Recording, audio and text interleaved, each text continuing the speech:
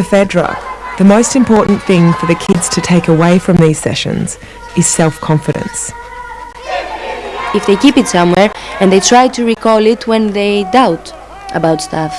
No, I am strong enough to laugh, I am strong enough to imagine, I can do everything. I can do a roly-poly, I can do a handstand, I can spin a plate, I can do everything I want. And I am strong enough to do that and to claim my space and my rights.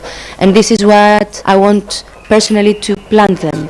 That this is essential and this is what we try to do through play and laughter.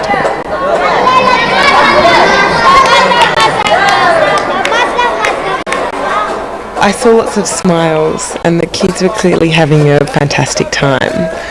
Do you ever worry though that this, because what you're hoping for them to get out of this experience is quite big, do you ever worry that in 2 weeks' time that they won't remember it? Yeah, I mean, by far the toughest part of my job is that I would like to spend every day with every kid everywhere all the time forever in eternity. I'm mortal, so I've got another 40 years if I'm lucky. And there is unfortunately, millions and millions of displaced people. But I think if I look at the mountain in front, then yeah, maybe I'd crumble and go, oh, what's the point? I'm never going to get anywhere. But you can do what you can do. And if every one of us, every person listening to this, if we all just did our bit, then yes, my bit counts. Yeah, I don't know. The truth is, I almost don't care because I'm only interested in what's happening right now. Right now, they know that this group of weirdo performers, thankfully we're also pretty good performers, I hope, they know that we came and we love them and we respect them and we want them to feel dignified in their childhood, and that's enough.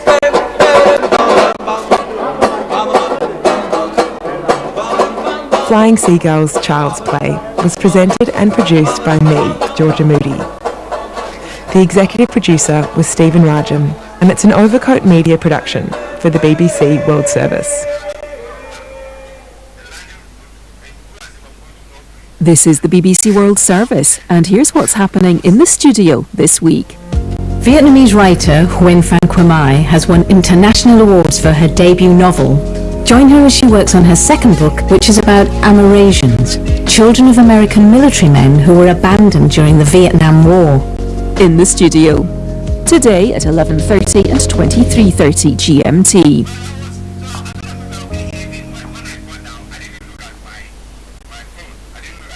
At bbcworldservice.com, Crowd Science. Our listener this week wants to know where our body fat goes when we exercise. I hop on a bike to measure my metabolism and see if hitting the gym can actually help us to stay trim. We also hear about a special kind of fat found in bears and babies that could prevent chronic disease. This is the BBC World Service, the world's radio station.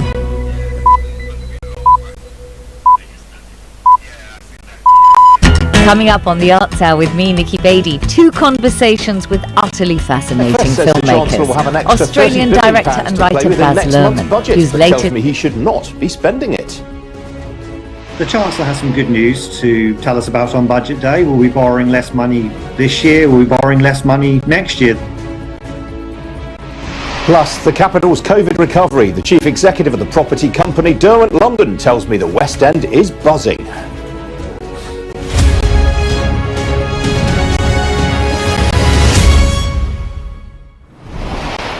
Good morning, this is Ian King Live, and our business and economic news from the heart of the city. Rishi Sunak has described his Brexit trade deal as a decisive breakthrough that will herald a new chapter in relations between London and Brussels.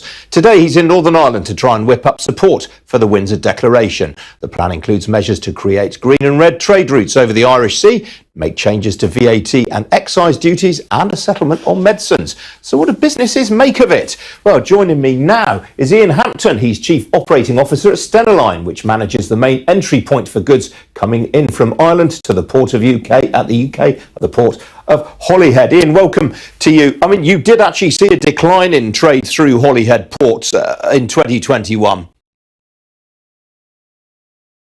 Yes, we did, and that was as a result of the complexity that was brought in, really the land bridge and the complexity of the rules trading between Great Britain and the Isle of Ireland. So I will echo what's been said by you in your intro, that this is a decisive deal and very much welcomed by ourselves and our customers. Are you optimistic that this is going to lead to an uptick in trade between Great Britain and Northern Ireland? Absolutely, because this gives surety. It creates this green channel. It actually removes any notion of a border down the Irish Sea, and actually allows goods to move freely within the internal market. So this is fantastic news for connecting both Northern Ireland and Great Britain. Give me an idea of the sort of friction in trade that you've seen up until now. Well, friction has been brought about because you could say, simple terms, Northern Ireland remained within the EU Common Customs Code, and therefore it required checks to be carried out and goods to be tracked and goods vehicle movement references, etc. So actually what this does with this green channel notion, it actually restores that smooth flow that we had prior to Brexit.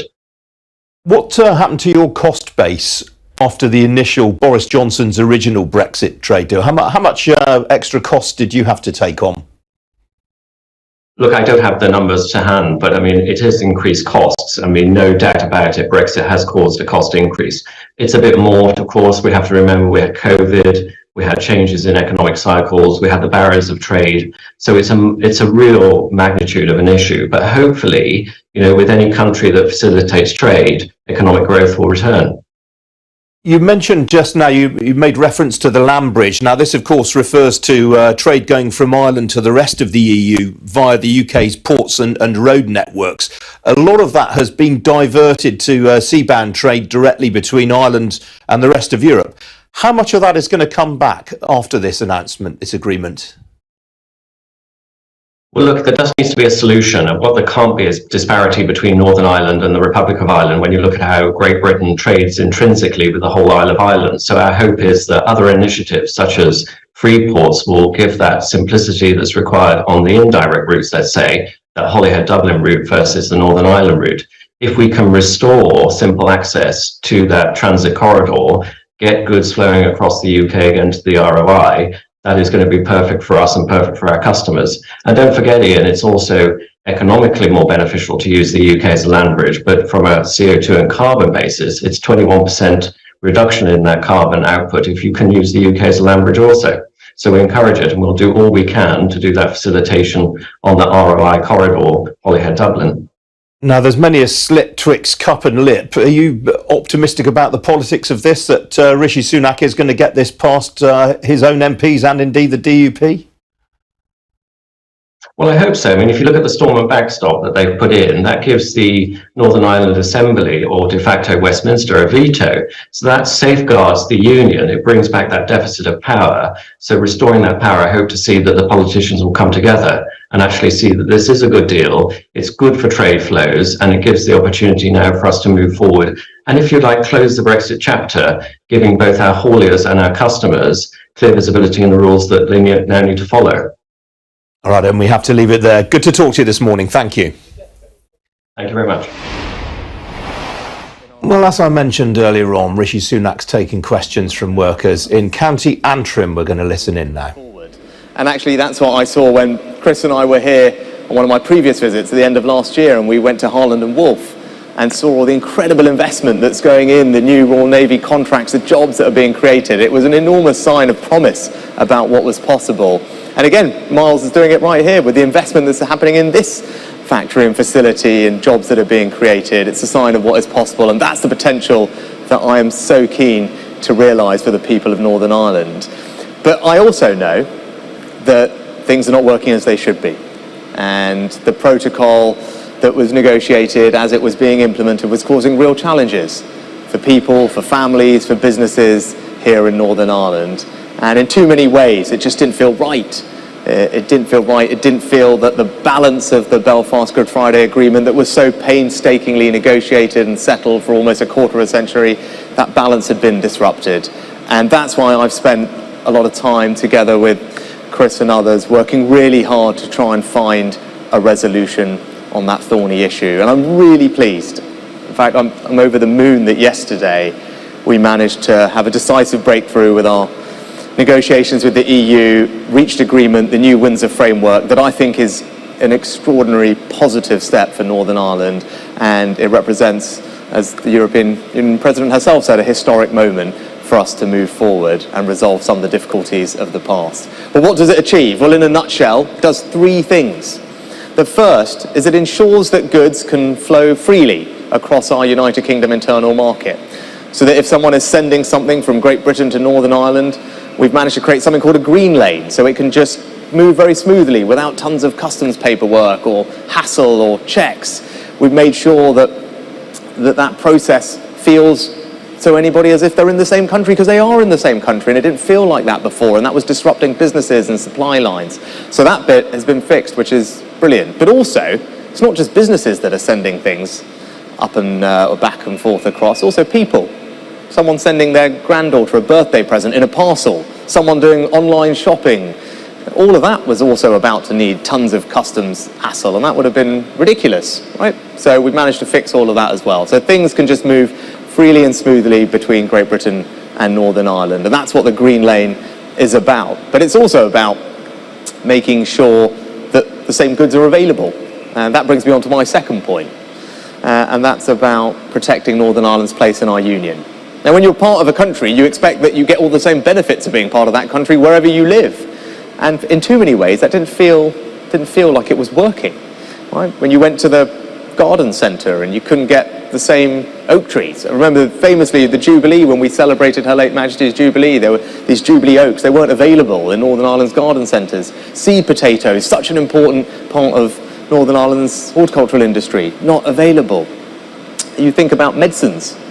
We have the situation where it was going to be the case that the UK might license a really impressive new drug to help treat cancer, and it wouldn't be available for patients here in Northern Ireland. When I was Chancellor, I was cutting taxes.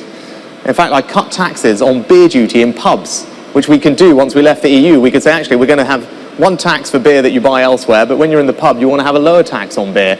And we could do that, and I announced it. And it's going to happen in the rest of the UK this summer, but it wasn't able to happen in Northern Ireland. And that didn't seem right at all. When you take your pet on holiday, it's another example. Someone coming to take their pet on holiday had to get a rabies jab. They had to get a certificate from their vet. They had to get tapeworm treatment. And that all is clearly ridiculous. So those were all the ways in which I felt, hang on, we're not part of the same country. Well, we've resolved all of those issues thanks to the work we've done. And crucially, I talked about product availability. The hassle of getting a supermarket lorry from Great Britain to Northern Ireland was enormous. Hundreds of certificates, tons of bureaucracy to get through, and worse. What was available in Great Britain on the shelves in the supermarkets, which I know is a bit challenging at the moment, but it's getting better, but more generally, was not available in the shelves in Northern Ireland, and that wasn't right. And we've resolved all those issues so that there's going to be the same things in both places, which is as it should be.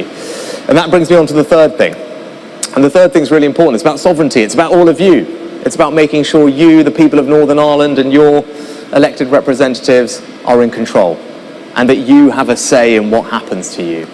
And I think for too many people it felt like, hang on, we accept that we have access to the EU market, and that's a good thing, and we accept that we don't want to have a border on the island of Ireland, a hard border, we accept that, and that's a good thing. And because of that, we recognise that there is some role for EU law, but we need to have a say on that. Can't just ignore us when it comes to that. And that was what was missing, and we did something really special yesterday. We created this new thing called the Stormont Break, which means that your assembly is going to be able to have a look at any of the new EU laws that come down the pipe and say, hang on, if there's something that's really serious that we think is going to have a really big impact and we can't find any way to resolve it, then we have the ability to say no, that we can block it. And at which point the UK government will have a veto on that new rule, and that puts you in the driving seat. So that is a really powerful new mechanism that we've created. It puts democracy and sovereignty back in Northern Ireland where it belongs, and I think is a really powerful commitment to all of you that the concerns that I've heard, that Chris has heard over weeks, months and years have been listened to, taken seriously and now acted on. And I'm here to answer your questions. I'm here to listen to you, as I have been over the past months that I've had this job, about what we can do to make your lives better, because that's ultimately what I'm here for. Every day when I'm doing this job, I'm figuring out how can I make a positive difference for all of you. And I knew that the protocol was the thing that was making the biggest difference, the biggest problem, and that's why we needed to put the most effort in. I'm really pleased that we were able to achieve that yesterday, and I believe, hand on heart, that it provides a basis for all the parties, all the communities here, to look at it, to look at the detail, consider it, and they will see that it is a big step forward, that it does address the concerns that people have, and I hope will allow them to come together, put all the division and arguments of the past behind us, come together and move forward together and start to look forward to a brighter future for Northern Ireland. That's what I think is now possible, and that's what I'd love to talk to you all about and take your questions. So thank you for having me. Over to you.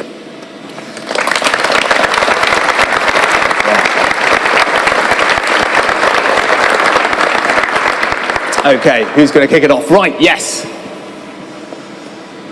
Lovely, thank you. Good morning. I wanted to ask, you've talked an awful lot about the benefits of the agreement in regards to UK trade. We're obviously an all-Ireland business. Yeah. Are there any implications from that point of view that we need to consider? No, and that's a really important point, and it's about balance.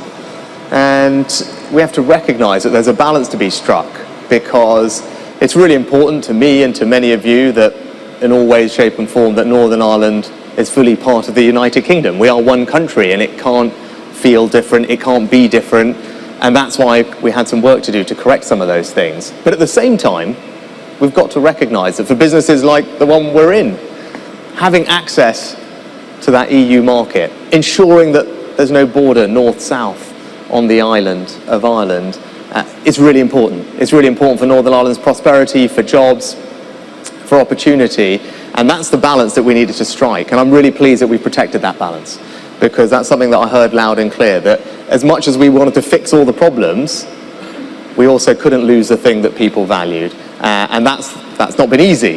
It's been hard work, but we have protected that balance, and that's why I believe this is the right agreement for Northern Ireland. So businesses like yours will continue to trade freely, source freely on the island of Ireland, whilst having much easier access and flow between Great Britain and Northern Ireland, and in all senses for identity, everyone feeling they're part of one country. That is what we've been able to achieve. But you're right to highlight that we need to think about that as well, and we have protected it for yours and every other business that wanted it. Right, who's next? Yes, Miss. Thank you. Given the climate crisis and recent food shortages, is it time for the UK to reconsider its position in the single market to ensure a sustainable food supply in line with our European neighbours and reduce food air miles? Right, so the question everyone heard about climate change and food sustainability. So, look, obviously climate change is one of the big things that we're trying to tackle. And just a few weeks ago, I actually changed how government works, and we created a brand new department for energy security and net zero, because I think it's that important, and I think we should have a dedicated government department that's run by a brilliant guy called Grant Shapps, who is going to focus on this, because those two things go hand in hand. If we want to continue reducing our emissions, we've got to find new forms of cleaner, renewable energy, but we also want them to be secure, because we've all seen what's happened over the past year as Russia has invaded Ukraine and the impact that's had on energy prices. We never want to be in that situation ever again, so finding forms of renewable energy here at home is really important. Improving our energy security is vital. So that's what that department's going to do, reduce our carbon emissions, improve our energy security. But you mentioned food, that's really important too. I come from, I represent an area in England in North Yorkshire. My neighbour is a dairy farmer. It's a very rural agricultural part of the world, much like Northern Ireland's economy, disproportionately agricultural compared to other parts of the UK, and that's really special. And our farmers want to do that. They want to increase the amount of food that we produce here at home to reduce those food air miles, as you said, and I'm completely supportive of that. And one of the benefits of leaving the EU is we can redesign all our agricultural schemes. I can see some nodding from our farming representatives in the audience, and that's what we've done, because we can make sure that our farming schemes really work for British farmers, that it supports the things that we want them to do, and importantly improves our food security and does that in an environmentally sustainable way. And that's the journey that we're on. There are opportunities for us to grow far more here at home, and I think with the investment we're putting in, that's what we're going to do. Great for our farmers, great for our food security, but as you said, also great for the climate, because we're reducing those food air miles at the same time. Right, who's next? Yes, sir. Just on the food topic, 1 in 4 children in Northern Ireland are in child poverty. What can the government do more to help these children and families living in poverty and going hungry? I mean, like me, I'm sure there are many parents here, right? I have 2 young girls, they're 9 and 10, right? And it's actually, to think of children being in poverty is heartbreaking, right? I can't, it's hard to imagine. And you're right, far too many children are in poverty, and we should be doing everything we can to reduce that. Now, the best way for us to do that is to ensure that their parents are in work. So the absolute best way, if you look at the statistics and you look at what happened, you are something like 4 or 5 times less likely to be in poverty as a child if your parents are in work. It's that striking, it's that powerful. And we've done a really good job of that over the last several years. The number of children growing up in families where nobody works is down by almost 1 million. There's something like 750,000 fewer children growing up in a situation like that, which is brilliant. And that's why there are hundreds of thousands of fewer children now in poverty today than there were several years ago, which is something that we can celebrate. But of course, we've got to do more. So we've got to make sure that we keep their parents in work, support them into work. That's why, as we talked about, investments here. That's real, right? It's not just about business. It's not about the economy. It's about providing people with jobs. And jobs mean that people don't grow up in poverty. Their kids don't grow up in poverty. And that's why getting this framework right is so important, because it's about creating those jobs, because ultimately that will benefit all those children. And there's lots of other things that we can do as well. As many of you know, we provide free school meals for children who desperately need it. We have other ways to support their parents as well, particularly with childcare costs. And something that people don't always know, that if you're on universal credit and you want to work, which is a good thing and we want you to, what we do now is we reimburse 85% of all the childcare costs. If you're someone who is moving off benefits and into work and you're worried about childcare costs, what happens is 85% of the cost of that childcare you can get reimbursed to support you into work, and that's going to be good for you, good for your family, and that's one of the things that we can do to help it. But you're absolutely right, we've got to keep going. We've absolutely got to keep going, and I can tell you that we will. Yes, sir, and then Miss. Thank you. With the UK corporation tax rate set to increase to 25% from April this year, at which point it'll be double the rate in the Republic of Ireland, how can we ensure that Northern Ireland is still seen as an attractive location for foreign direct investment versus the Republic of Ireland? Yeah, brilliant. Right, so question everyone here about corporation tax. I did say to the business guys earlier, I'm not Chancellor anymore, so I knew it was going to come anyway. No, look, it's a really important question, right? So, why is it's going up? It's going up for all the reasons that I talked about a lot over the summer, and I talked about as Chancellor, that we're borrowing an enormous amount of money. That's not good. It's not good for the country. We've got to get our borrowing down. We've got to do that in a responsible way, and that's going to help us do it. And if you get that stuff wrong, you saw what happened last year. We've already got inflation higher than it is. We've already got interest rates higher than we'd like them. All of that just gets worse, and that's why we've got to get our borrowing back down. It might sound boring, but I tell you, it is deeply important, because if we care about those kids that we don't want to grow up in poverty, we're not doing them any favours if we're just putting a lot of stuff on the country's credit card and telling them to pick up the tab, because that is a surefire way for them not to have a happy and prosperous life. So that's why we've got to do it. But look, this is why you don't need to worry about it. At 25%, it will still be the lowest rate out of all the large economies that we compete with around the world, right? It also only applies to the biggest 10% of companies. So the vast majority of companies, now obviously not Coca-Cola, that's different, but the vast majority of small businesses in Northern Ireland won't see any change. They'll continue to pay the low rate that they're already paying. And the last thing to say is, what I want to see businesses doing is investing more. Right? So what I want to see is businesses making money. That's good, it's important that they do, but it's important that they invest that money. And that's how we create jobs. That's how we drive up productivity, just like Mars is doing, Coca-Cola is doing here, investing in new lines, creating new jobs. So what we want to do is cut taxes on investment, and that's what we're doing. So if you're a small or medium-sized business, if you want to invest back in your company, if you want to invest in expanding your business, putting a new shop in, expanding your warehouse, whatever it is, we have an incredibly generous tax break for you, where you can write off all of that investment against your taxes, which is quite generous. It doesn't exist anywhere else in the world.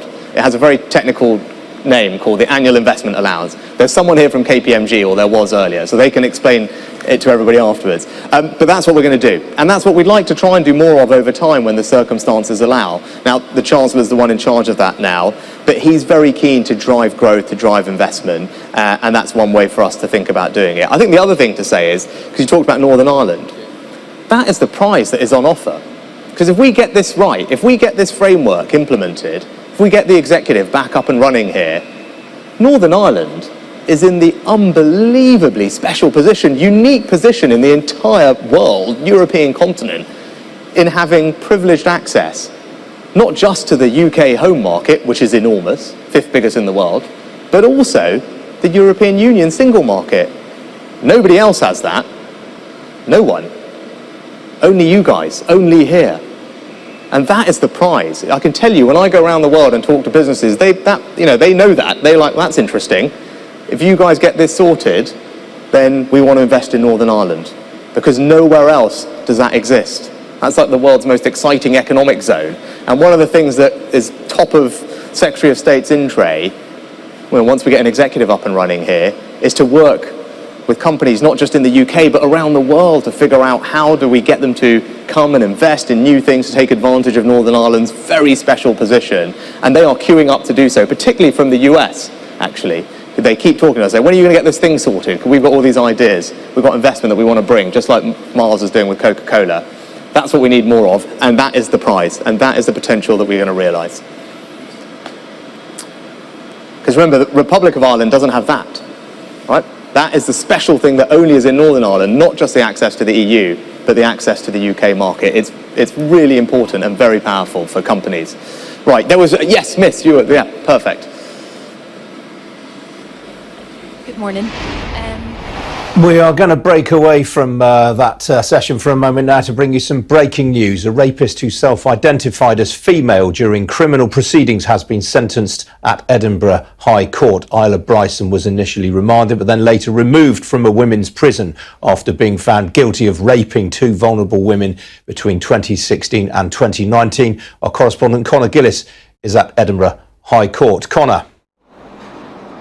Yeah, these crimes, these heinous crimes, were carried out by Adam Graham. And while Adam Graham was awaiting trial for both of these sex attacks, he transitioned to a trans woman known as Isla Bryson, sitting in the dock here at the High Court in Edinburgh today, wearing a pink puffer jacket. And eventually Isla Bryson was convicted of raping 2 very vulnerable women in their own homes on the outskirts of Glasgow a number of years ago. Now, the judge here said that Isla Bryson sees themselves as a victim, and the judge said, you are not. He couldn't have been clearer about that. He said, you preyed on these women, these vulnerable women, raping them in their own homes, and he was clear that Isla Bryson does present a risk to women. Now, clearly, this is a much bigger case because this has been at the centre of controversy in Scotland over the course of the last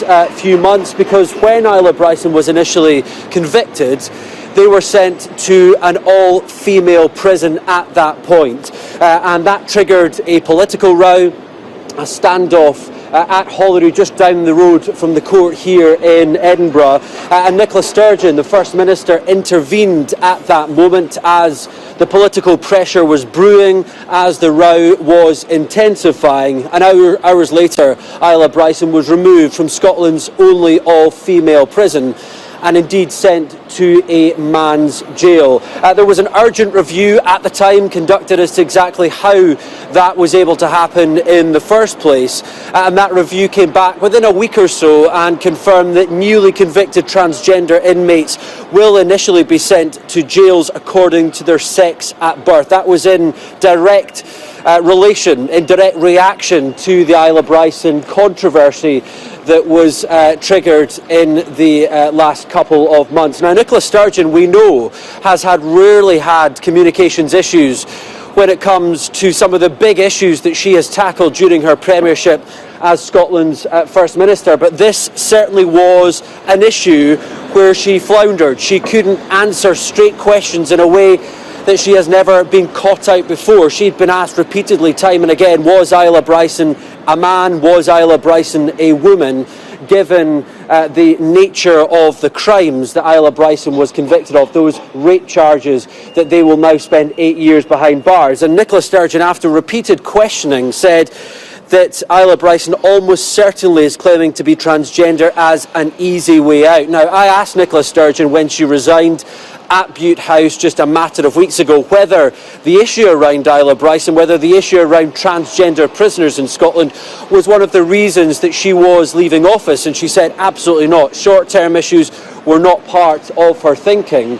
However, her people lining up to be her successor to replace Nicola Sturgeon as Scotland's First Minister have been questioned about this in recent times as well. Humza Yousaf, the Health Secretary in Scotland, said to Sky News at the weekend on Sophie Ridge on Sunday that they thought Isla Bryson, the person here in court today, was, in Humza Yousaf's words, at it. Kate Forbes says that Isla Bryson is a man, that's the other contender, and the third contender in the race to replace Nicola Sturgeon has also said that Isla Bryson is a man. This is a case much wider than the criminal elements. It sparked huge conversation across social Scotland, across the whole of the UK, and Isla Bryson will now spend 8 years behind bars in a men's prison. OK, thanks Connor for that. We're now going back to County Antrim to hear more of Rishi Sunak's question and answer session with workers over his Brexit deal. No one wants to go back to that. We want to move forward together. We want to build a better future. And I think with this framework, we've created the conditions for that to be possible. And I really hope, I can see you nodding. I know that that's what you all want to. And your son is setting an amazing example. And I hope everyone else follows him and his colleagues. All right. How are we doing? Yes. Miss.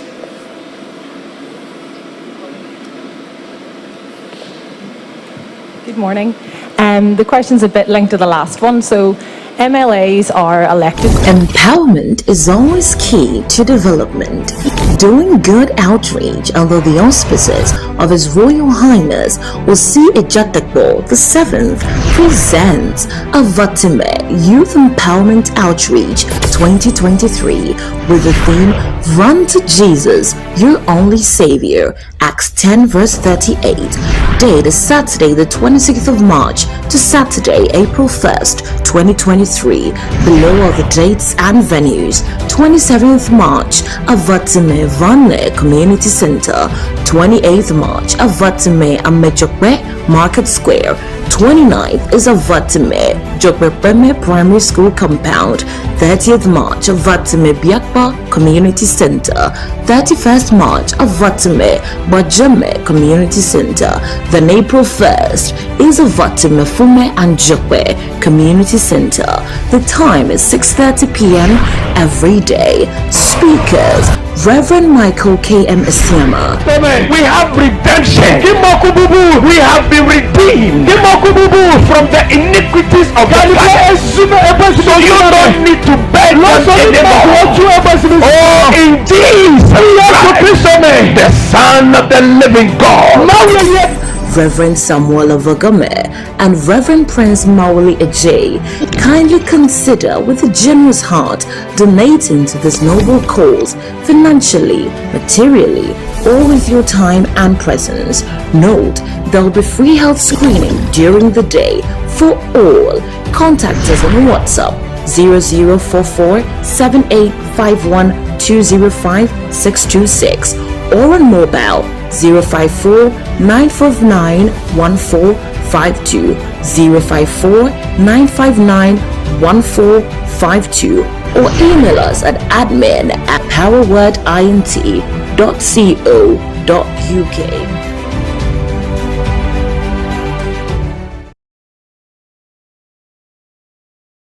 BB means business, the show where we discuss everything you ever wanted to know about business but you were afraid to ask. How do I start my business? How do I raise the finance? How do I grow my business? Where am I going to find my customers? Join me every Tuesday at 1:30 p.m. on Starr Radio UK to get all the information and tips that you need to become a successful entrepreneur and become financially free. Remember, don't let life dictate to you. Rather, put your signature on life. Hi guys, this is your friend Uruj from SendWave. SendWave is a money transfer app that is used by people all over the world to send money to their loved ones in Africa. With SendWave, you can send money to Ghana, Nigeria, Kenya, Uganda, and Tanzania. And the best part is, SendWave is absolutely commission free. Our exchange rates are excellent. You can see for yourself by checking them out on our website. So how do you use SendWave? SendWave is an app that you can download onto your phone from the App Store or Google Play Store. The app is free to download. After downloading it, just open the app and enter your name, email, and phone number. That's it. You're good to go. Make sure you use the promo code SR. S for Starr, R for Radio. This promo code will give you £5 free credit to send to Africa on your first transaction. Your money will be delivered to your recipient within seconds. Feel free to call me on 0749 7377 647 at any time. I'll be happy to tell you all about SendWave and help you in any way I can. Remember to use the promo code SR for £5 free credit. Medasse.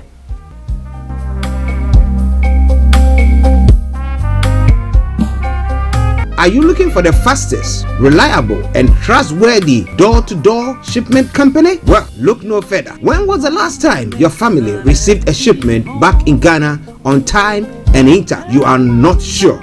Well, Lamb Shippers, we pride ourselves with being the fastest, reliable, and trustworthy shippers you can use. You are assured of a prompt pickup anywhere in the UK by our personnel. They also make sure your items are well packaged to get to its destination in time. When it comes to door-to-door shipment, look no further. Well, Lamb Shippers, contact us on 07939009321 or 07498911820. Or you can visit our website www.welllamp.co.uk. You can also drop us a mail, info@welllamp@gmail.com. Well Lamp Shippers, fast, reliable, and trustworthy.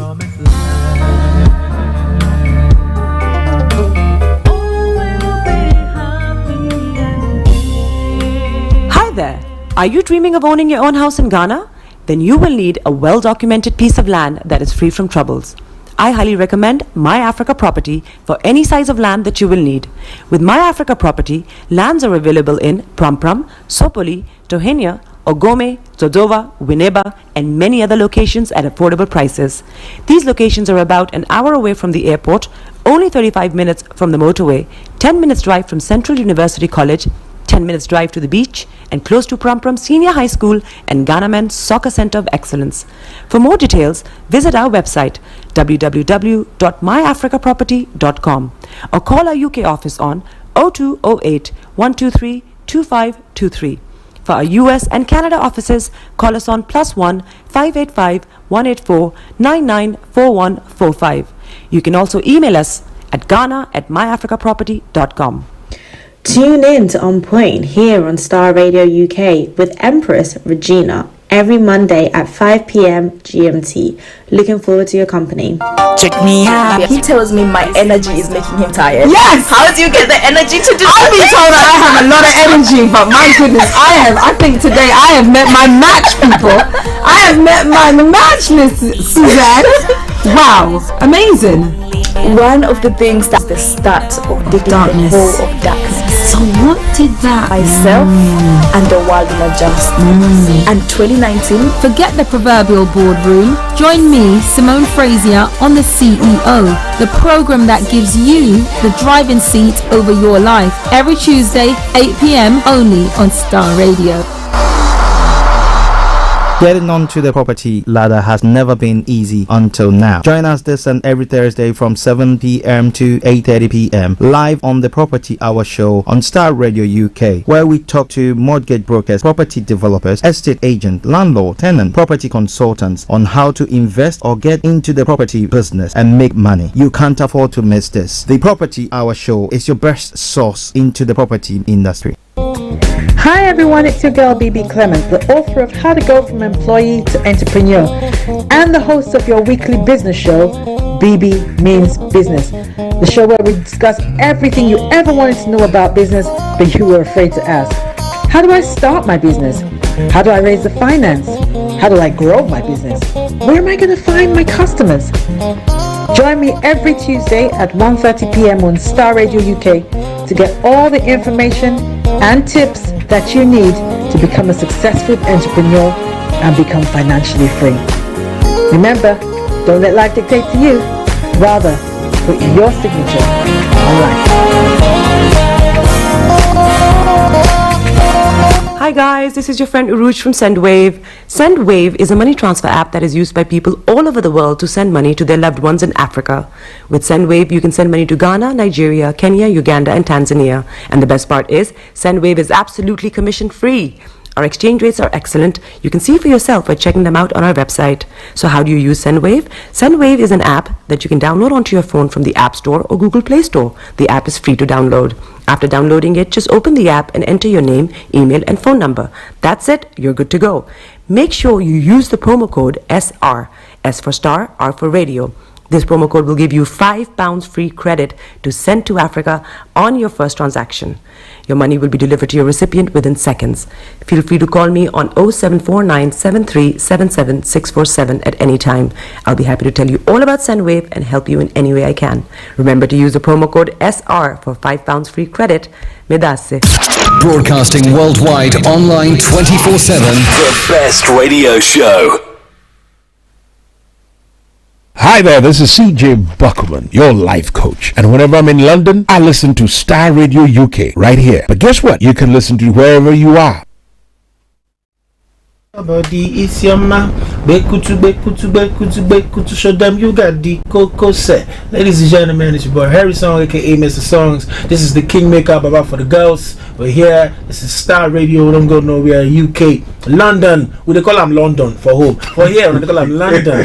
And I said, you know, just have fun and stay blessed.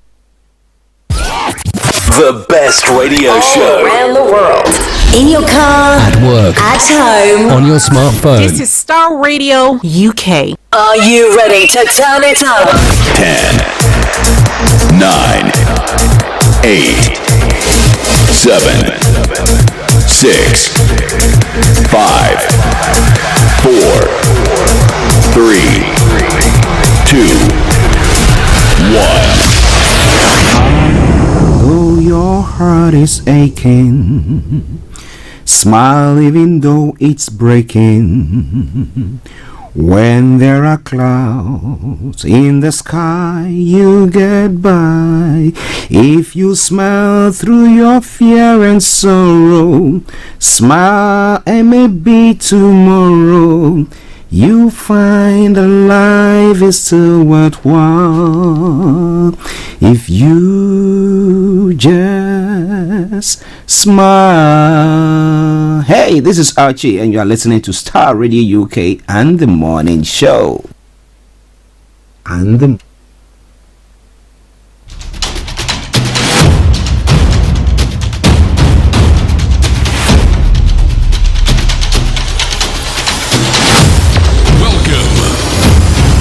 This is Starr Radio. This is UK. Starr Radio UK. This is Starr Radio UK. Welcome.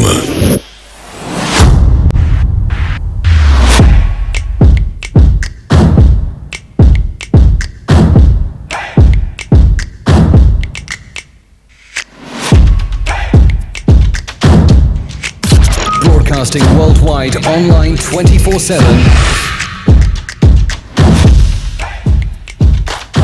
Enlighten your day with Starr Radio.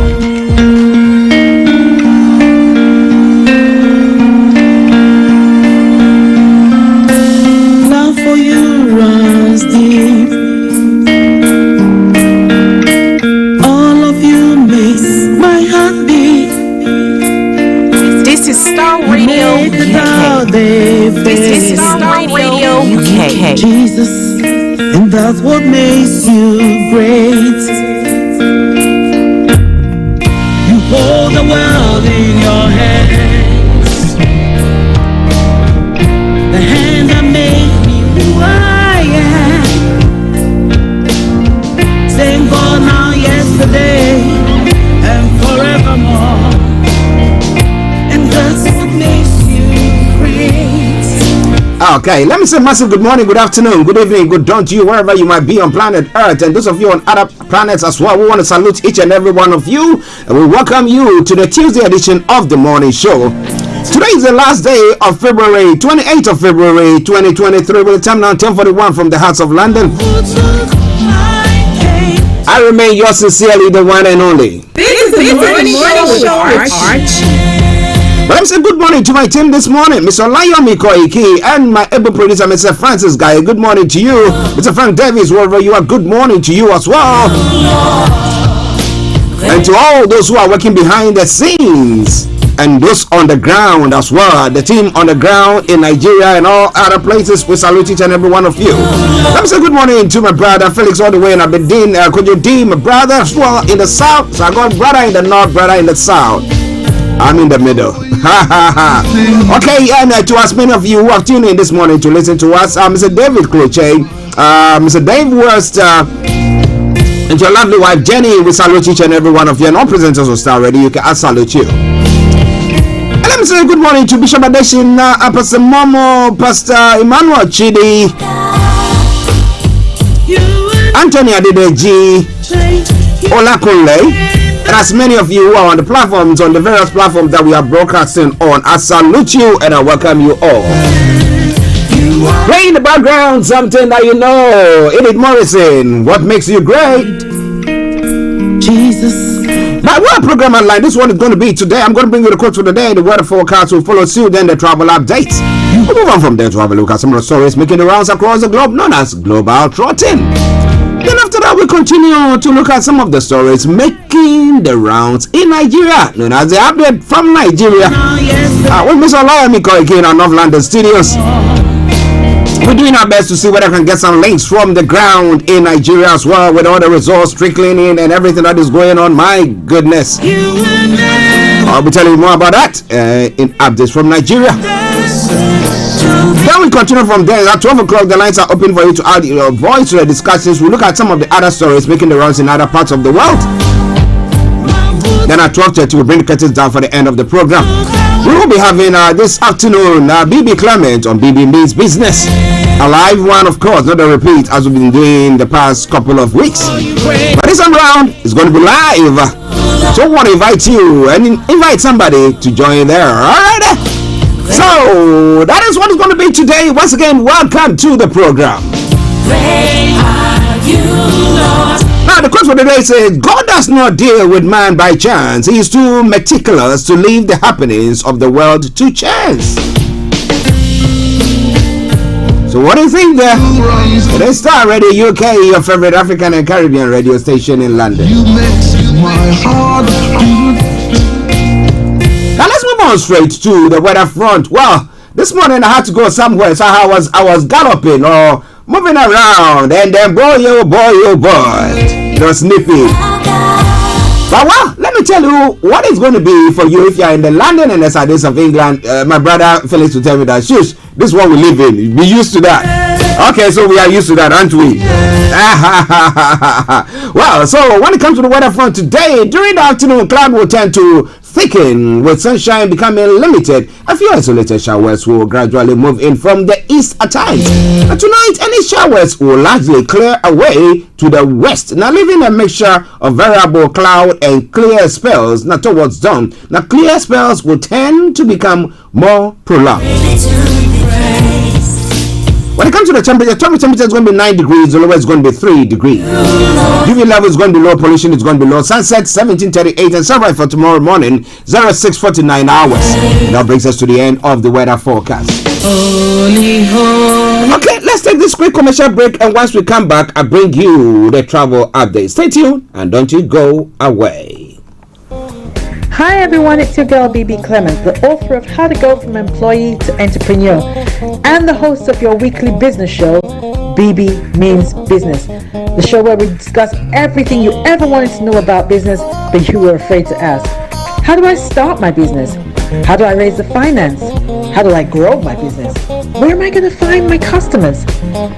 Join me every Tuesday at 1:30 p.m. on Starr Radio UK to get all the information and tips that you need to become a successful entrepreneur and become financially free.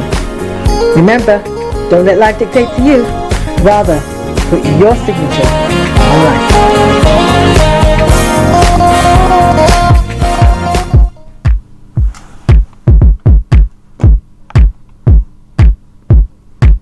This is Radio UK. Well, keep your eyes on the roads. Keep your eyes on the roads. I'm keeping navigating. I promise I'm on the Star Radio Travel Update comes to your way every weekday from 10:40. It's now 10:47. So what is your travels like? Let me tell you what is happening here in the UK, specifically in London at the moment.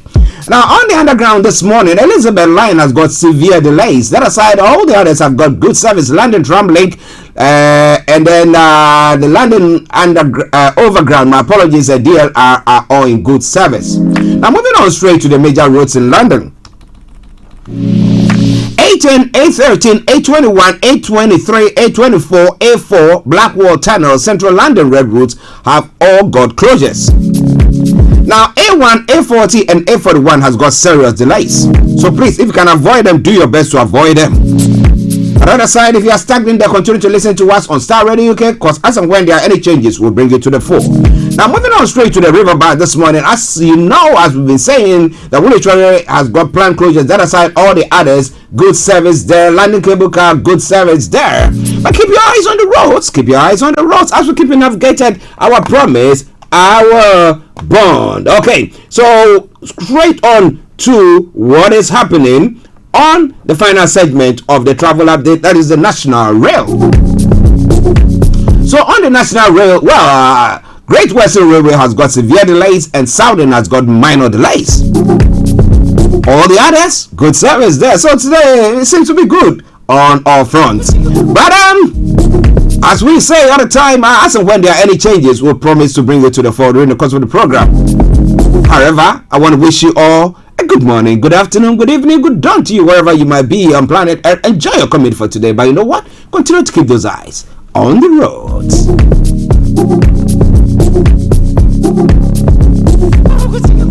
Empowerment is always key to development.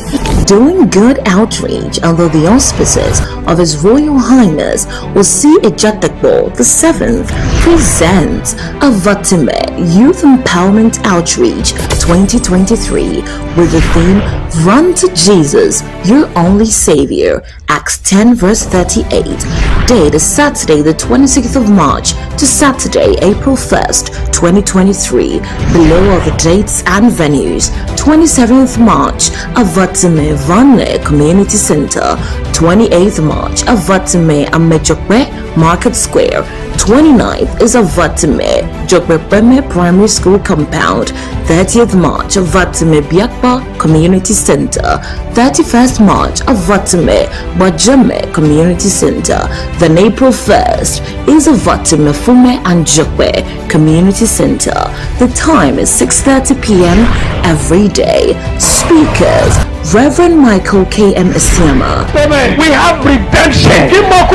We have been redeemed from the iniquities of the past. So you don't need to beg anymore. Oh, indeed, the Son of the living God. Reverend Samuel Avagame and Reverend Prince Mauli Ajay kindly consider with a generous heart donating to this noble cause financially, materially, or with your time and presence. Note, there will be free health screening during the day for all. Contact us on WhatsApp 0044 7851 205 626 or on mobile 054 959 1452 054 959 1452 or email us at admin@powerwordint.co.uk.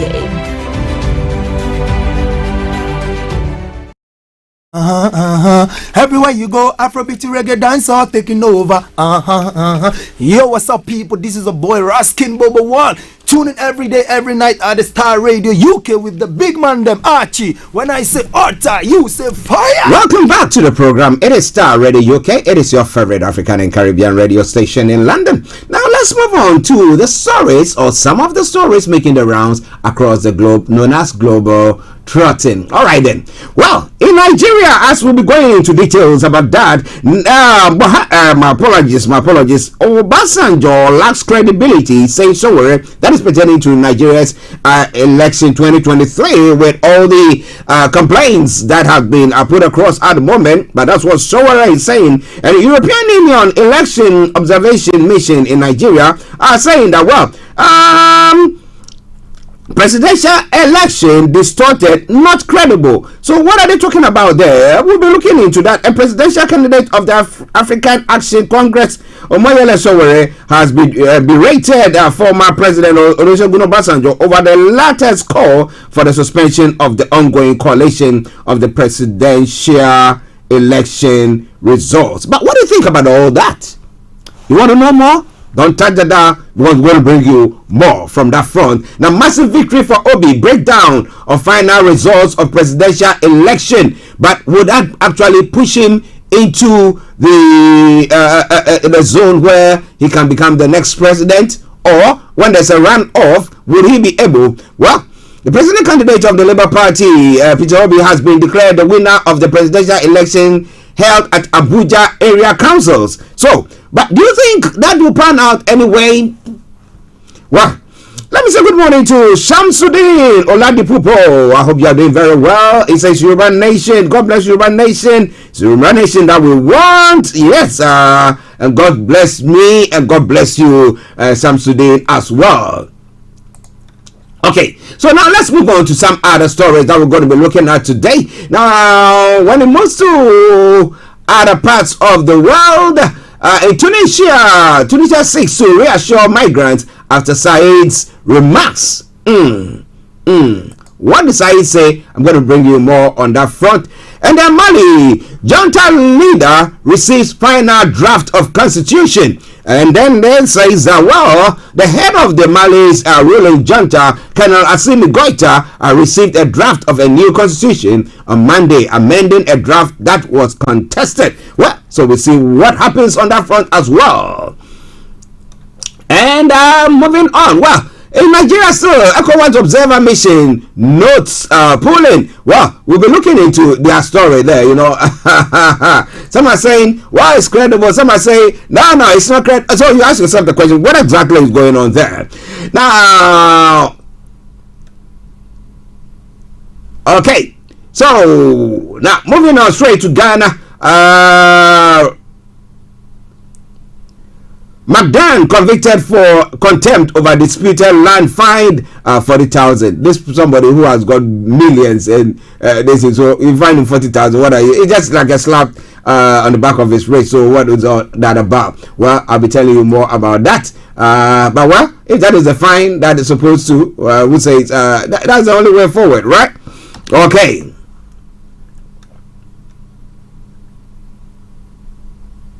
Now, ridiculous, childish, Obi-Buahin berates Bahama for rating Nigeria's INEC over Ghana's. Well, if Nigeria's INEC is better than Ghana's, then Ghana is actually really a bad one there. And according to Nana Obi-Buahin, time has proven the former president wrong in his accession, and thus he described Mr. Mohammed's claims as ridiculous and so childish. Well, what do you think?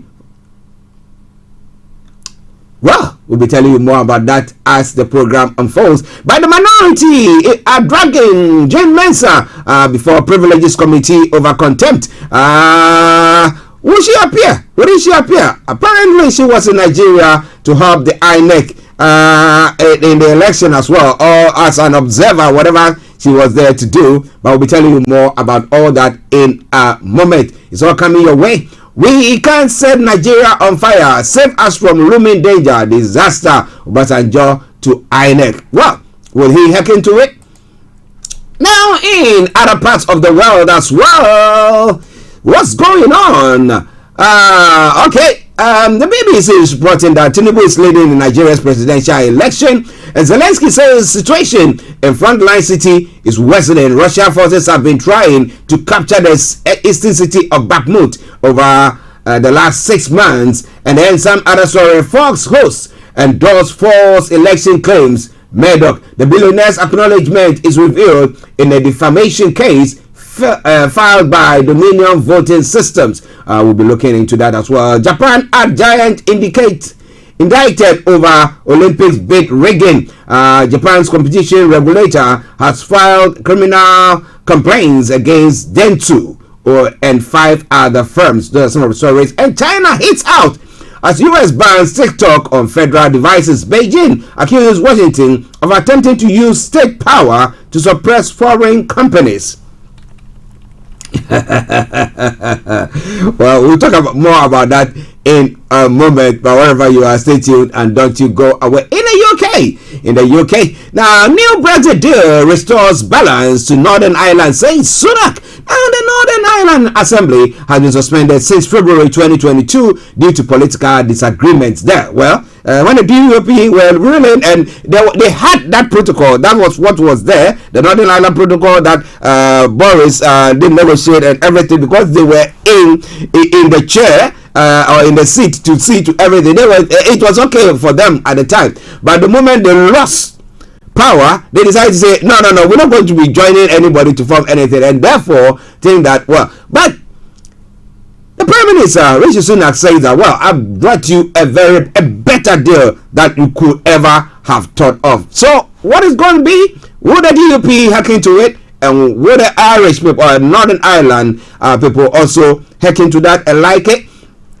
Well, that's a question that we're going to be looking at in a moment. Now, agent search for baby as couple arrested. Constance Martin and Mark Gordon are arrested as police urge people to help in the search for the child. The child was born a few days, and then they started to took the child out, and then they went on a journey. Now, we don't know exactly what is going on, but hey, if you know anything about them, well, they were arrested in Brighton. So if you are around that area listening to us, please, and have any information to it, please let the police know. Now, trans rapist Isla Bryson has been jailed for 8 years. The case sparked a heated debate over whether Bryson should be held in a male or female prison. Now, a male who go to rape people, then the next moment when you are brought before court, you said now you are transgender, and now so you are now a female, and then they took him to a female prison. And people started saying no, that couldn't happen. I bet you by the time he would have left there, most of the women would have been pregnant. But well, he was later on taken to a male prison and now has been sentenced to 8 years. Okay, put race at the center of COVID inquiry. Campaigners are saying a coalition organization says the official inquiry does not focus enough on the role of racism. Was there any racism in that? One thing that I knew was that because we want to, most of our people who work in the care sector were moving from from one care home to the other, or from one home to the other, and therefore mingling, and that was one of the reasons that caused most of our people to be infected. But well, I don't have any information pertaining to the fact that when they were in the hospital, people were being racially discriminated on treatment. I'm not sure about that, but well, we'll love to know exactly what is going on. Missing Levi Davis case probed by Spanish crime unit. Well, Levi Davis, I remember him when they did that celebrity what do you call that program? I forgot, and I'll bring you more on that front. Now, he happened to be one of the guys who were in a group that sang. He led a group that sang there. And he went missing. But well, as whether he's dead or not is another question. But the Spanish crime unit are probing whatever had gone on. So this and a lot more we're going to be looking at in the next moment. But stay tuned. Enjoy this music whilst we wait for Mr. Olayomi Koiki to join in. And this is Gratitude from Sammy Okposo. Enjoy it. I'll be with you. God. Now look at your neighbor. Say, neighbor, I have some gratitude in my spirit. I have some gratitude in my spirit. Ask your neighbor, do you have some of it? Because I'm about to unleash my gratitude. This is Starr Radio. This is Starr Radio UK. Once you feel it, don't allow your neighbor to stop you. Once you feel it going, come on. Come on, this everybody. This is Starr Radio UK. Like this. All around the world. Come on. One more.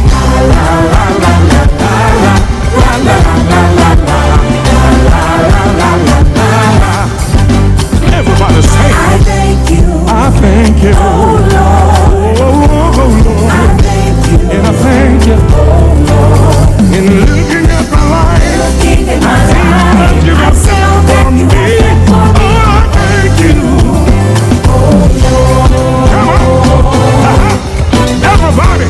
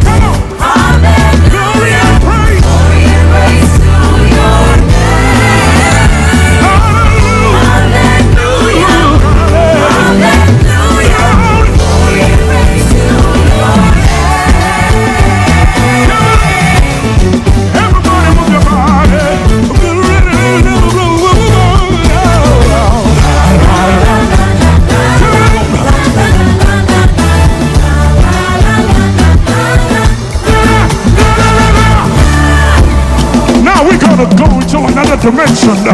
Are you ready? Come on. Thank you, Lord. Thank you, Lord. Thank you for loving me. And all the things you have on your smartphone. Lord, I'm praising you. Come on. Thank you for loving me. All around the world. Come on, thank you.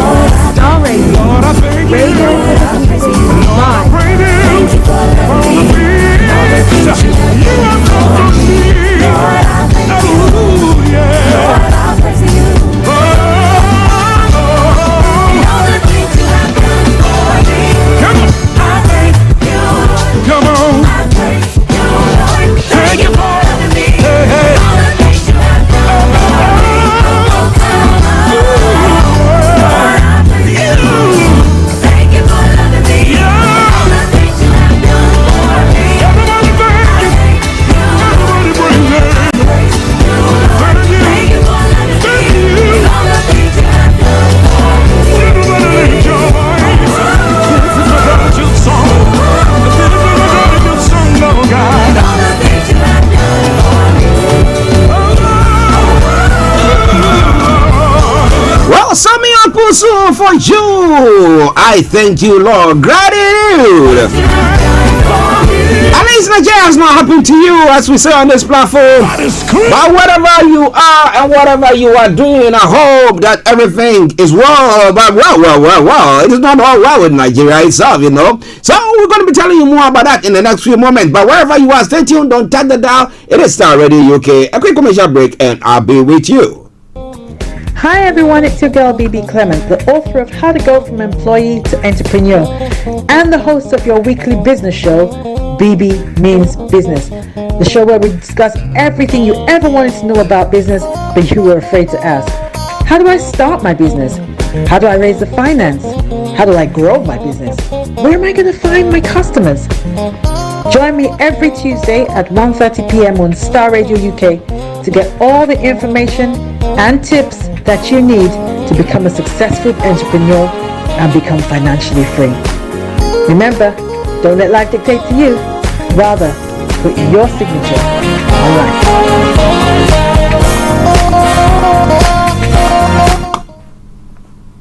You are listening to Starr Radio Morning Show. Welcome back to the program. It is Starr Radio UK, your favorite African and Caribbean radio station in London. 7 minutes past the top of the hour. And it's my singular honor to welcome once again my colleague and co-presenter, Mr. Olayomi Koiki. Let me say, Yomi, good morning to you. Well, a very good morning to you back in the studio, Mr. Archie. Good morning to Frank. Good morning to all our presenters around the globe. And also good morning to all our listeners and viewers, because we have people that are watching us that have also joined from the sister broadcast right here. We are running simultaneously because Starr Radio UK is the only place that is giving up-to-date news of what is happening at this very important time in the history of Nigeria after the 25th of the February election, as President Muhammadu Buhari, tenure is handing over very soon, should everything goes as planned. Good evening also to those that are watching us in Japan, in Australia. It's quite late down there on the other side of the globe. But once again, this is the finest African and Caribbean radio station in London. And this is where you can get all the latest results and the authentic news, especially with the 2023 general election that have just been completed, but it's creating a lot of problem as we speak right now. Well, he said it, the finest. So if you are with us, just keep your dial. So log on Starr Radio UK because lots more going to be coming your way. But how are you? How are you? I know that you've been busy monitoring everything from morning to dawn. So how are you? Well, one thing about as a journalist is you want to balance the stories, and you wake up. You want to make sure that first and foremost I was monitoring the flight radar, and it seems that something is not right in Russia, where all the flights were diverted. I've just got my morning coffee next to me, and I was saying to my listeners before joining you, we have 18 local governments in a particular state. Mm-hmm. What kind of traffic can we bring into those states? We want the best, at some point for Nigeria, even those that are agitating for Yoruba nation. But for whatever reason, even Scotland that have the best still wants to exit the union. So we have to balance, especially for someone that believes in the disintegration of Nigeria. But we still have Nigerians that we have to consider that believe in Nigeria, and they must also be heard. And that is why Tsunami is now moving around with the Labour Party, that is unseating those that you probably never knew will not be going to the Senate, which is going to be the 10th Senate should Nigeria remain one.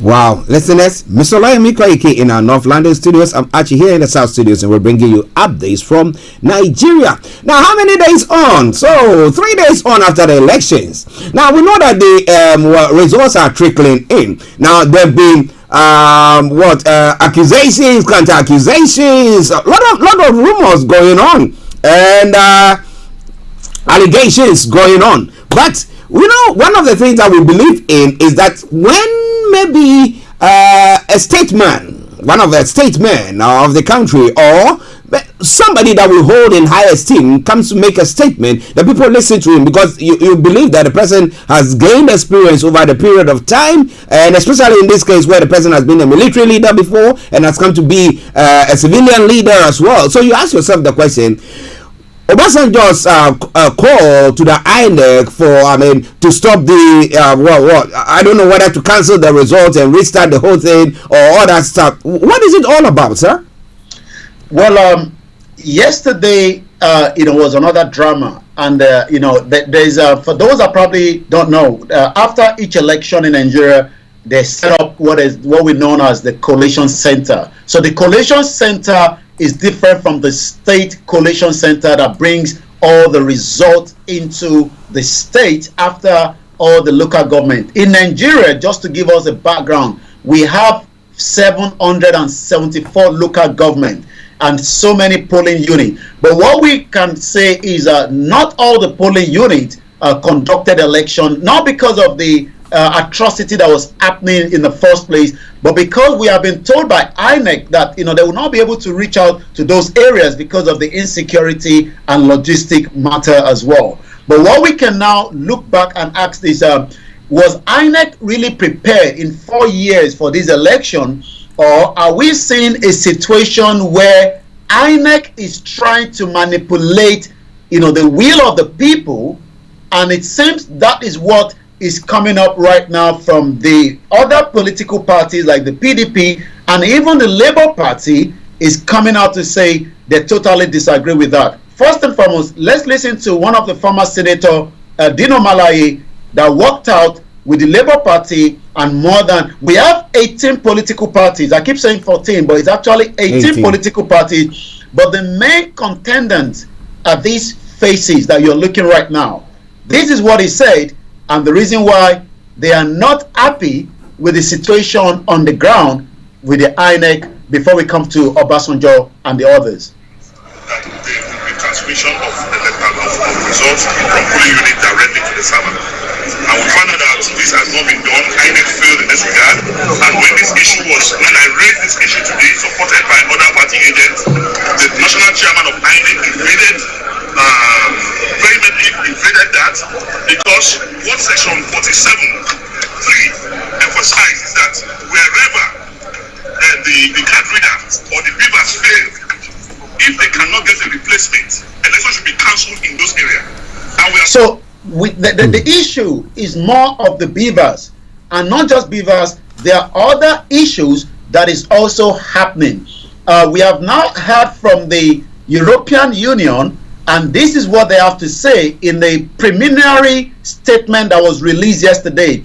And for the benefit of our viewers, let me give you the kind of why Nigerians are not happy with this election. I mean, this is a result that was presented to INEC. I mean, Mr. Archie, I don't know whether you can say that. I can't. My goodness, what?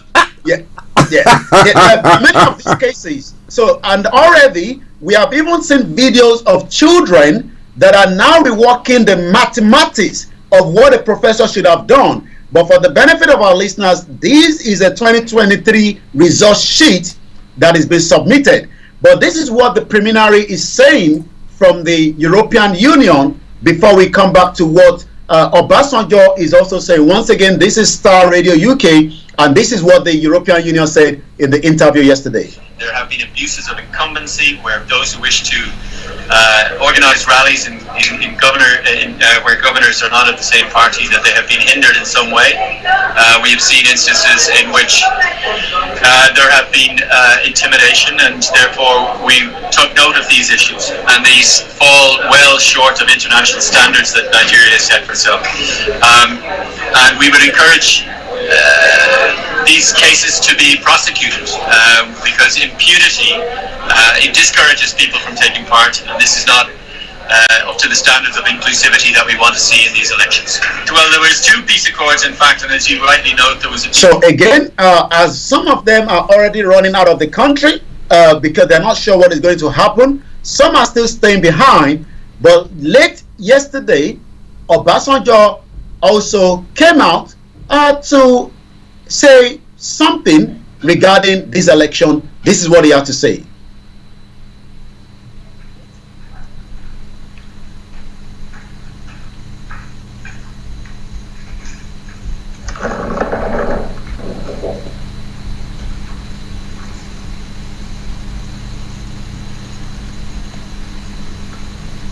An appeal for caution and rectification. Nigerian brothers and sisters, greetings to you all. I am constrained to speak at this point. and I crave the indulgence of the President of the Federal Republic of Nigeria, His Excellency General Muhammadu Buhari, to make this statement because I've had opportunity to keep him aware of what I know is happening and the danger looming ahead. On many occasions in the past, I have not hesitated to point out lacuna in the action of the President and his government. But as far as the election issues that we are now facing are concerned, the President has proved beyond reasonable doubt that he will want to leave a legacy of free, fair, transparent. We leave that, we come back again to that. So you can hear clearly from the from the three audio that we've just played. The first one is coming from some of the political party agents that have now walked out of this collation result center. Has that stopped the result counting continuity? It has not, because that is still ongoing. The European Union have spoken. Likewise, Obasanjo have spoken. As the federal government, because I know you want to ask that, responded to Obasanjo, and yes, I can tell you they have already before coming back. APC replies, Obasanjo says he's calling for a military takeover. So this now takes me back to Niger Voices on the 3rd of February, where we wrote right there some of the reason why election might either go ahead and might have hiccup. Coup was number one we mentioned. So if there's going to be a military takeover, that was mentioned in a coup, which definitely, if a military takeover, that's a coup in a civilized society that we are running at present. We talked about the 774 local government. We have now seen that it has not been as it is, because we were told that 550 of those local government will not be having an election. It seems that almost every part of Nigeria today are complaining one thing or the other about this election. We talked about the insecurity. What took place not just in Lagos State, across the country, is something pathetic to talk about. Nothing to write home. In a broad daylight, people were moving with weapons. They were burning down the INEC, materials.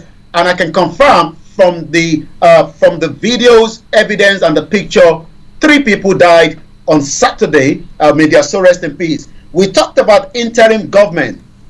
Are we heading to Lanuka, Lumi, danger? According to Obasanjo, Nigerians are waiting, but a lot of Nigerians are now saying a protest is just waiting to kickstart. That might be more than the answers that we witnessed 3 years ago.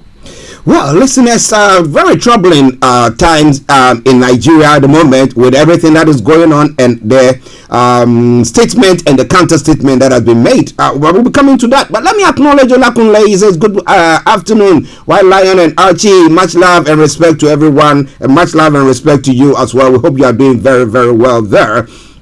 Share the broadcast with your friends and loved ones, those of you who are on, and invite them to like our pages as well. Starr Radio UK. Now, it is quite worrying, because there was one thing that I was thinking of. Now, when elections are held, now we have the polling stations, okay? So I looked at the result sheet that you put behind you, and I'm looking at the polling stations. So the polling stations, I have to collate, and they transmit this result to the next collation center, or whether it's the it's even meant to be transmitted from the polling unit using the beavers. Yeah. So the beavers was purposely, like we said yesterday, disconnected. And what end up now is, this is what you're looking at as a professor are handing this over, and there's so many of such evidence scattered on the social media, and Nigerians are asking, is this the best that Nigeria can project as a giant of Africa, where we have so many observers from African countries that have traveled to monitor and witness this election? But it is still an ongoing case. But the question is whether INEC would do anything. So if the presidency is saying that Obasanjo is calling for a military takeover, reacting to the former president claim, Dele Alake said Mr. Obasanjo is not interested in party in the election. The President Obasanjo, the Presidential Campaign Council of the APC has described the claim by the former President Olusegun Obasanjo alleging fraud in the last Saturday election as an attempt to provoke a military takeover in Nigeria. I don't know what they're talking about there, because this is blatant. You can see this. You can see it with the evidence behind you, which we've authenticated, and we're telling you that that is what is going on. Now, if somebody presents that to you to tell you that this is authentic, you ask yourself, what mathematics, what actually went on? Why couldn't people use even calculator? Even now, we have calculators on our phones, our mobile phones. So at least everybody had a calculator on their mobile phones. Couldn't they have tabulated it there and then gotten it right, rather than using the pen to be changing the results instead of using the biometric machine to be doing the transmission? I don't get it. And as you said, what the Obasanjo is saying, they need to listen to it. When people talk to the INEC officials, they are saying, oh, you can go to court. Now, but the thing is that we can see that there is a problem in the grassroots. So sort those problems out before it gets to the top, and you don't want to do it. So if somebody is alluding that the APC presidential candidate Bola Tinubu bribed INEC with $170 million, we would say that it's not true. Yomi.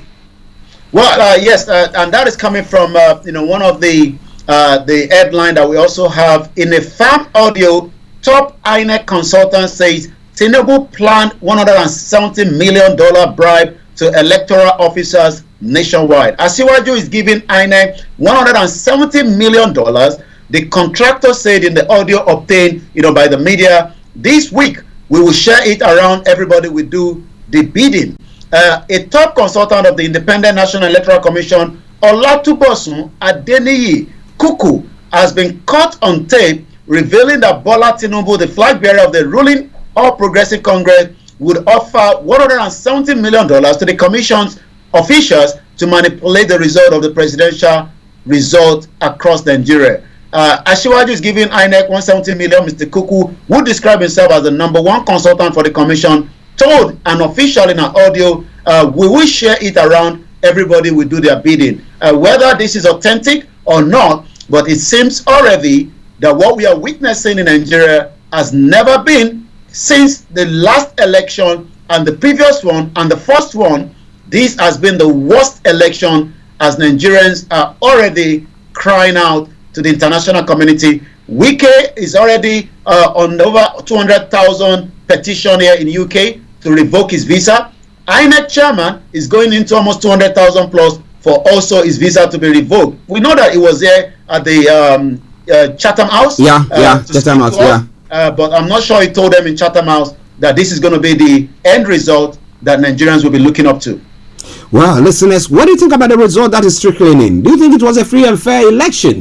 And with these international monitoring teams who are on the ground, do you think that they are giving a fair assessment of what is actually happening? Now, let me go back to Yomi again. Now, Yomi, so we're looking at the supporters. We have the Labour Party reps in the coalition centers who have decided to walk out because they think that INEC has to load the information onto their server, which they are failing to do so. They have to announce that they are failing to do so.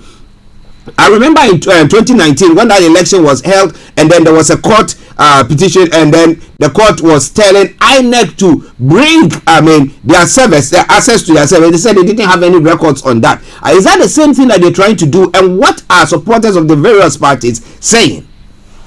Well, the supporters are not really pleased, in terms of these elections. And the most reason that they are not pleased is because I was listening to one of the media journalists in Nigeria, and he said he went back to review. INEC chairman told them 91 times that the Beavers is going to work. Yeah. But it seems that the Beavers must have stopped somewhere in Agege or somewhere in Oshodi or somewhere in a Kanu camp, and it's not working.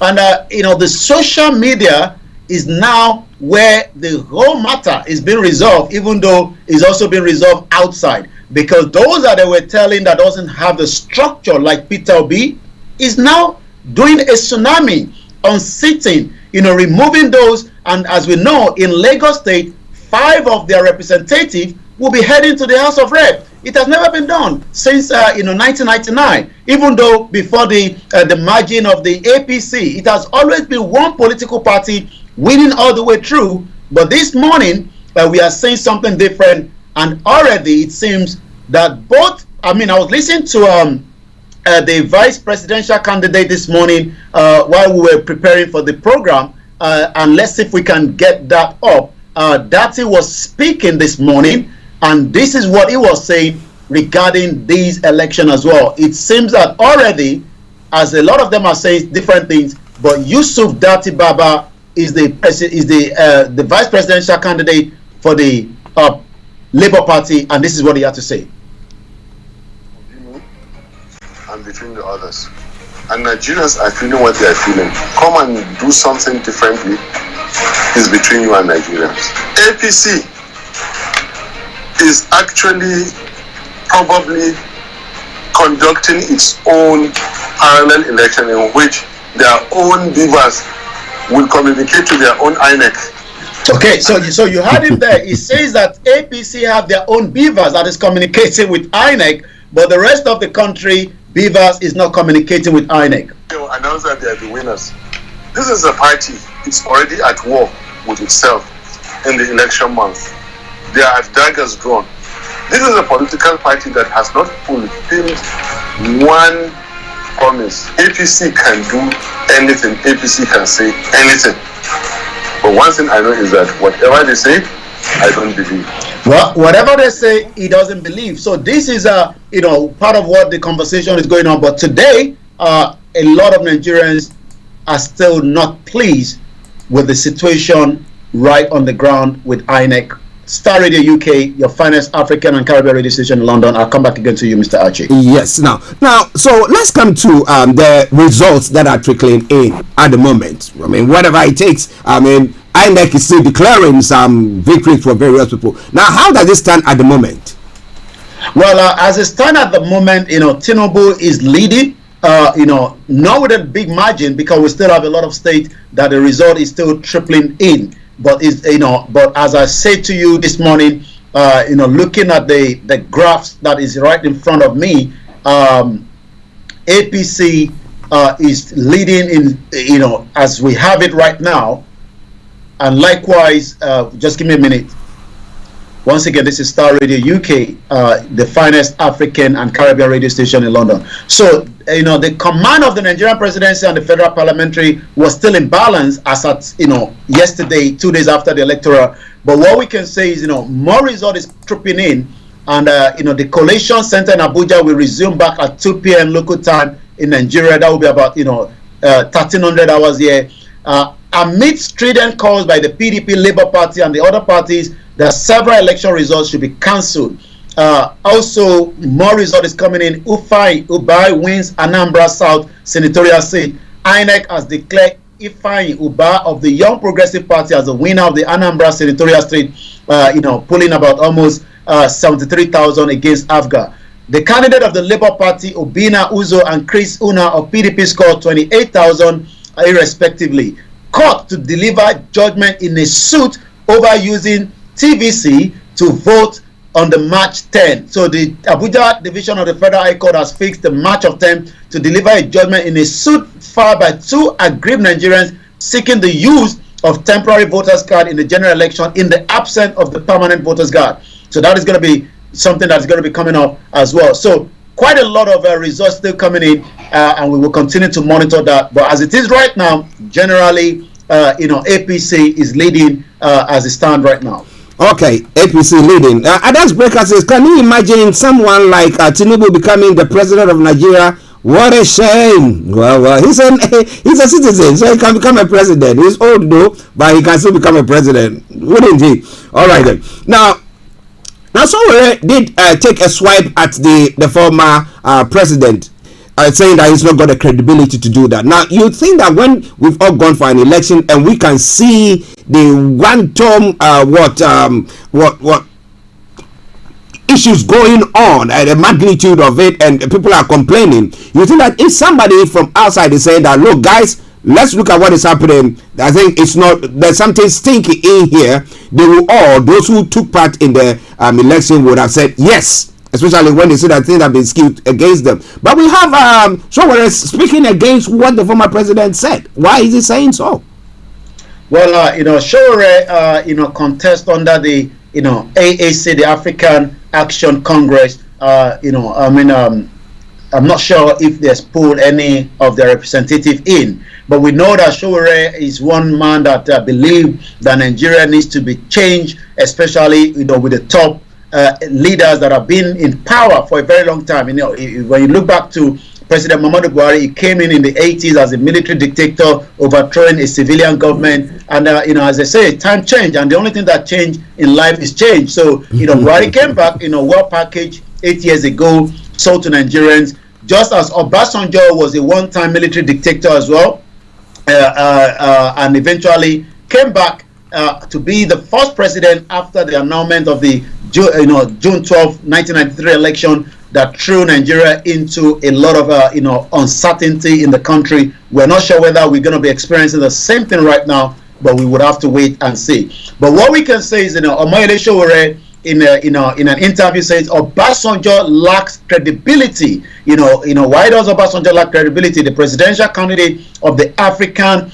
Action Congress, Omoyele Showore, has berated the former president Olusegun Obasanjo over the latter call for the suspension of the ongoing collation of the presidential election result. Obasanjo, in his letter, has raised alarm, while Showore, the publisher of the a very powerful media as well, Sahara Reporter, says Chief Olusegun Obasanjo has no credibility to talk about the fraudulent elections. Ex-President Obasanjo organized some of the most fraudulent elections during his own 8 years tenure as president of Nigeria. He laid the foundation of the symbolic election that has become Nigeria not law. So you can see why Showore says Obasanjo himself, during his tenure in 1999, did not leave something, and he has no reason to come out to now call for the cancellation of this election. Starr Radio UK, it is the finest African and Caribbean radio station in London. Yesterday, I saw a comment, and it seems everybody has forgotten about Emefiele. Yeah. Oh, yeah. Yesterday, yeah. Go on. So, as I was going through some of my comments, it seems that Emefiele is no longer in the picture of the news, but the Naira situation has not changed, because more Nigerians are still paying heavy, to get, money from the POS, and they are not getting money from the banking hall as well. But, they always say something overshadows something, and it seems that the election has literally overshadowed Emefiele. I'm going to be telling you what Professor Banji Akintoye is saying as well on this election in just about a few minutes when we have that in the screen. But for now, I will return again to you in the studio. But when we come back, we will continue to review everything about the election, as more Nigerians are not happy with INEC this morning. Well, listeners, Mr. Olayomi, Koiki in our North London studios, I'm actually here in the South studios. We're bringing you updates from Nigeria. Now, if you're listening to us this morning, with the results that is trickling in, with the one-tone discrepancies that seem to be going on when it comes to this election, and the correlation of the results as well, what do you see happening? What do you see happening? We want to know your take, so you can post it on our Facebook page or YouTube channel, whichever is appropriate that you want to do so. Let's pray and do so, and we will read that, and we want to know what is going on in your mind. But let me go to Yomi quickly before he brings you the reaction from other listeners. Now, Yomi, so if you compare this election to the one that Obasanjo conducted, that Showore is not happy with, and the one that Jonathan conducted that he won, and then with Buhari's one. Now, how do you see this one? Mr. Archie, to be honest, if I have not traveled home in 2019 and sitting here and telling you that these, I thought that 2019, was bad, but looking at what I'm seeing right now, because I visited some polling unit in Ogun State, and the politicians, are very good in manipulating, and that's what they do best. So what they do is, try to manipulate, the people, and right there, people in their polling unit. I got to a particular polling unit. They were probably not even expecting somebody like me. We got there after visiting a polling unit, we were told there's another polling unit, and I was very, concerned because it's just like a dead zone. And I was told, yes, there's voting going on there. Getting to there, you could tell that nothing was happening. They were just thumb printing. And when they actually saw us in there, they were trying to adjust. And eventually, and this is an APC polling unit. I mean, it's an APC state. Yeah. So definitely somebody has been paid to manipulate the result there, and then it will give them the number. And they were also complaining about other issues when they realized that we are in, foreign media. And I was thinking to myself, it doesn't work like that. This election that we have just witnessed is the worst election that I've been able to follow in the history of Nigeria since 1999. And there's no doubt. I mean, we call it kuro. Kuro means something that you are seeing with your eyes, and yet they are still saying to you that is wrong or is right. It's right. So, and a lot of Nigerians will probably not trust the system for a very long time. And this is where impunity, as it was mentioned by the European Union, and this is what Professor Banji Akintoye has been saying, that the Yorubas' continuity in Nigeria is giving us a setback. We are not literally moving anywhere. It's like a river that has been stuck, and when the river gets stuck, there'll be all kind of muddy water inside it, and you will not get a clean water. So Nigeria is no longer what it is, but as Nigerians are still hoping that there will be a change, whether that change would happen with this election, whether we will get a final result, we don't know yet, but it seems from what I'm looking at, there will be a lot of uncertainty, as we have talked about it prior to today.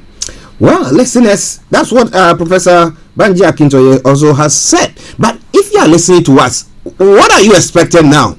Will the people just sit back quietly? Let's take it one of those things. Though before you see black and they say this one is white, it's white, but you see that this is actually black. What do you do?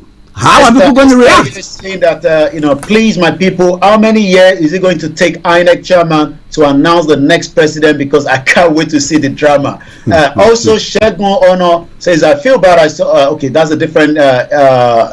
Just trying to get some of our listeners here as well.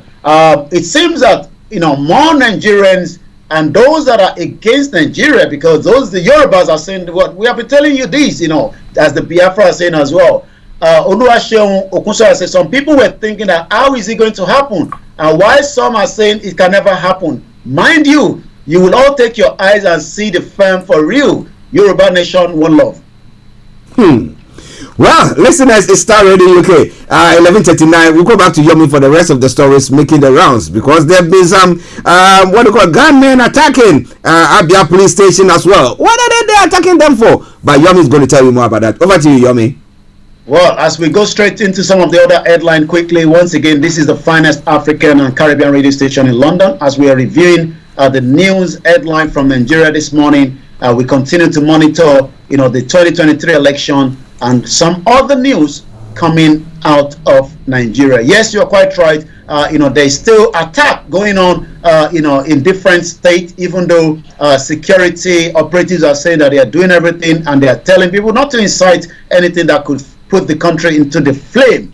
Gunmen have attacked Abia police station and injured 2 officers is one of the headlines. At the Inkporo Divisional Police Headquarters in Ohafia local government area of Abia State has been attacked by gunmen who are yet to be identified. The suspect were said to have stormed the police station, broke into the divisional armory, cutting away 1 AK-47 with about 30 rounds of live ammunition. It was gathered that they made away with 2 riot gunners and yet to be uncertainty quantity of ammunition.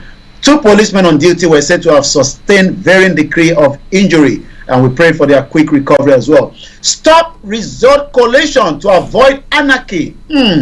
This is coming from COP, according to the headline. The coalition of united political parties today has now called on the Independent National Electoral Commission to suspend the collation of the presidential election result in the national interest to avoid anarchy. While describing the process as unconstitutional, the opposition party said the ongoing collation of results should be stopped in the view of compromise of the process and violation of the provision of Electoral Act. We're going to take just two more, move straight to the social media where everything seems to be heating up right there as we monitor, and we continue to monitor, because social media is where the galvanizing of the Labour Party kickstart, and they were told that they never had a structure.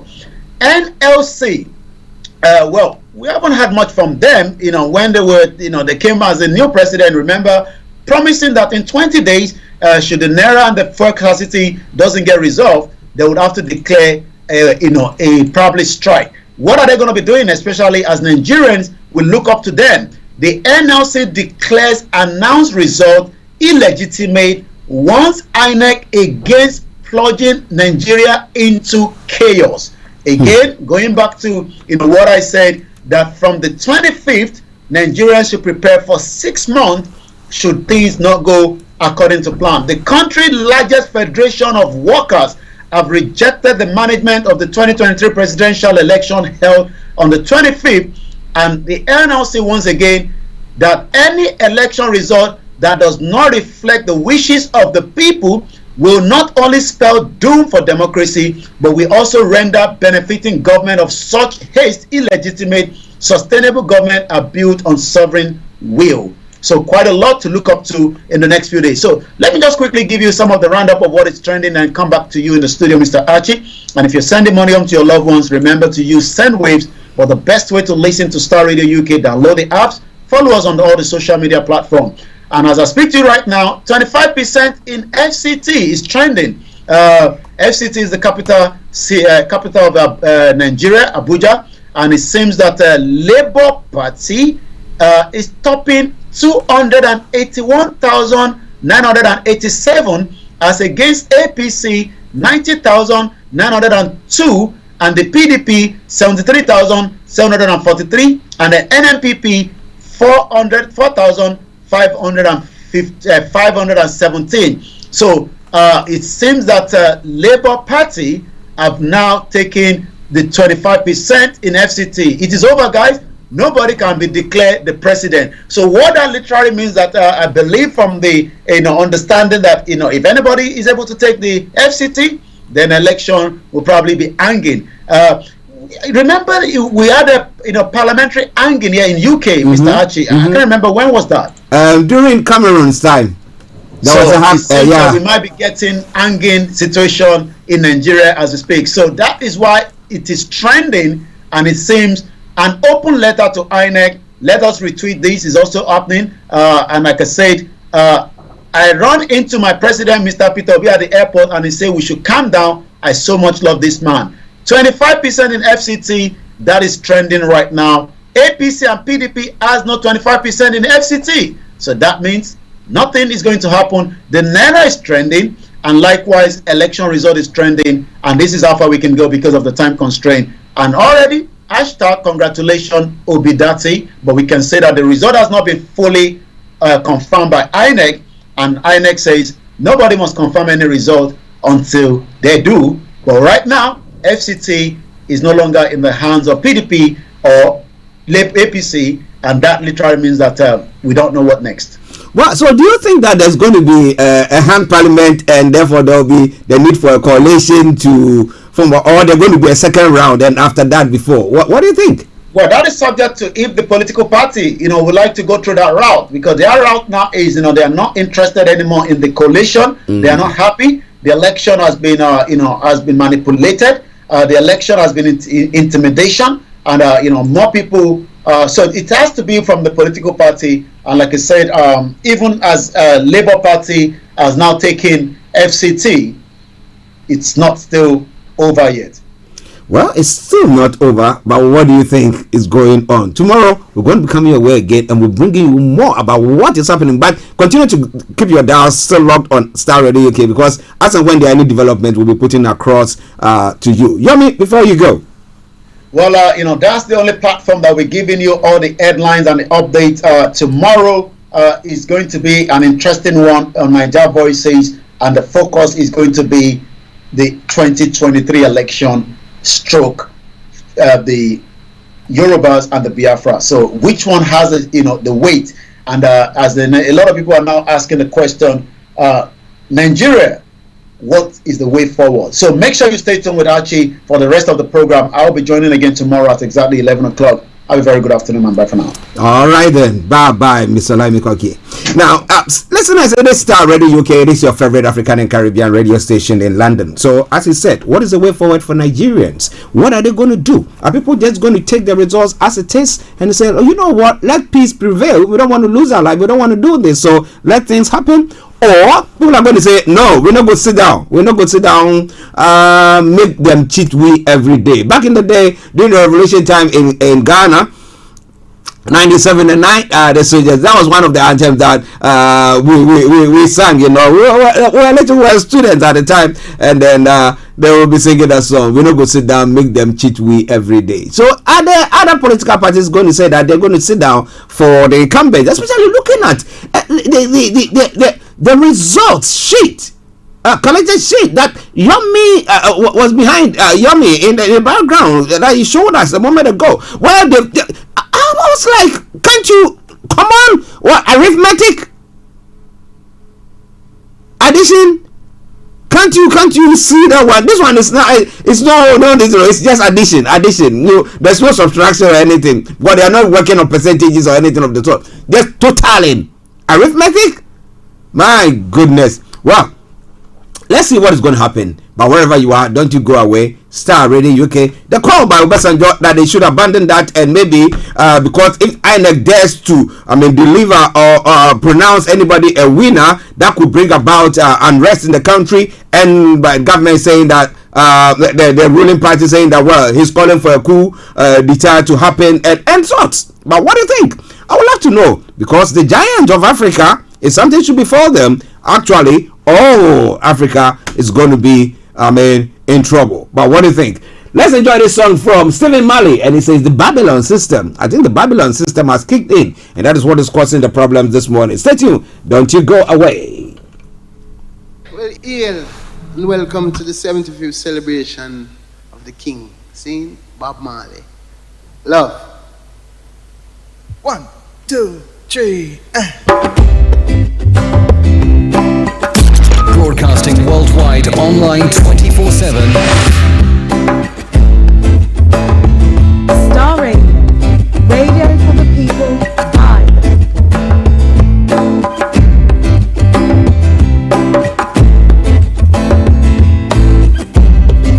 We refuse to be what you wanted us to be. We are what we are. That's the way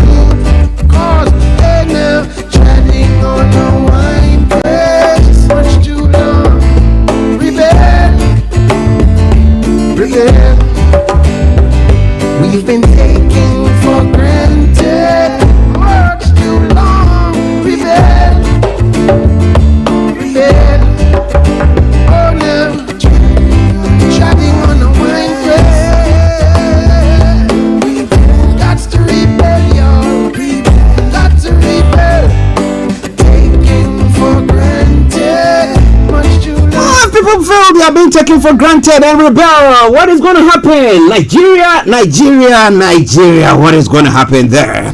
We already have the former president speaking out and the ruling party saying, you know what, he's calling for a coup d'etat or military takeover and stuff like that. But if you can see the blatant stealing, corruption going on, you can see it feeling gadochi, as we say it in Ghana. And somebody say, shush, take it like that. Well, the Babylon system gets to a point where people rise up and they say, we cannot sit down to be marginalized that way. We want to rebel against it. But some people have criticized the former president, saying that, you know what, under your reign, you also did the same thing. You oversaw the same corruption when it comes to election or manipulating. So what do you think about all that? I want to have your take on that. So feel free. If you want to call in, I'll open the lines now. It is 0208-133-2257 or 58. Again, 0208-133-2257 or 58.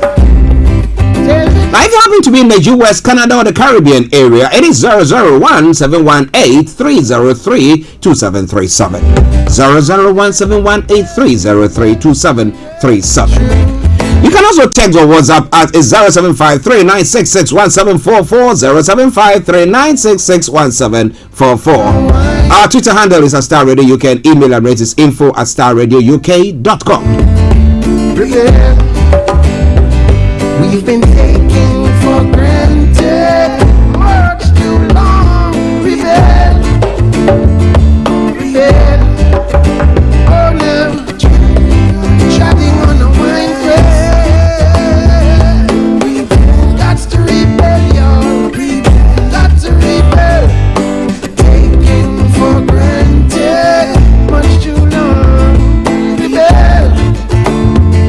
Rebel. From the very taken from the shores of our father's land, we trampled on. Oh, now taken for granted much too long. Rebel.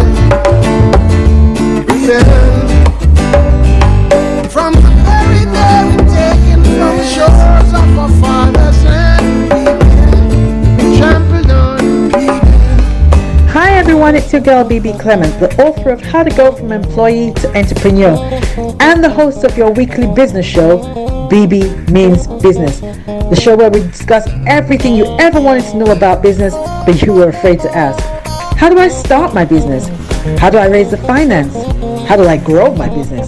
Where am I going to find my customers? Join me every Tuesday at 1:30 p.m. on Starr Radio UK to get all the information and tips that you need to become a successful entrepreneur and become financially free. Remember, don't let life dictate to you.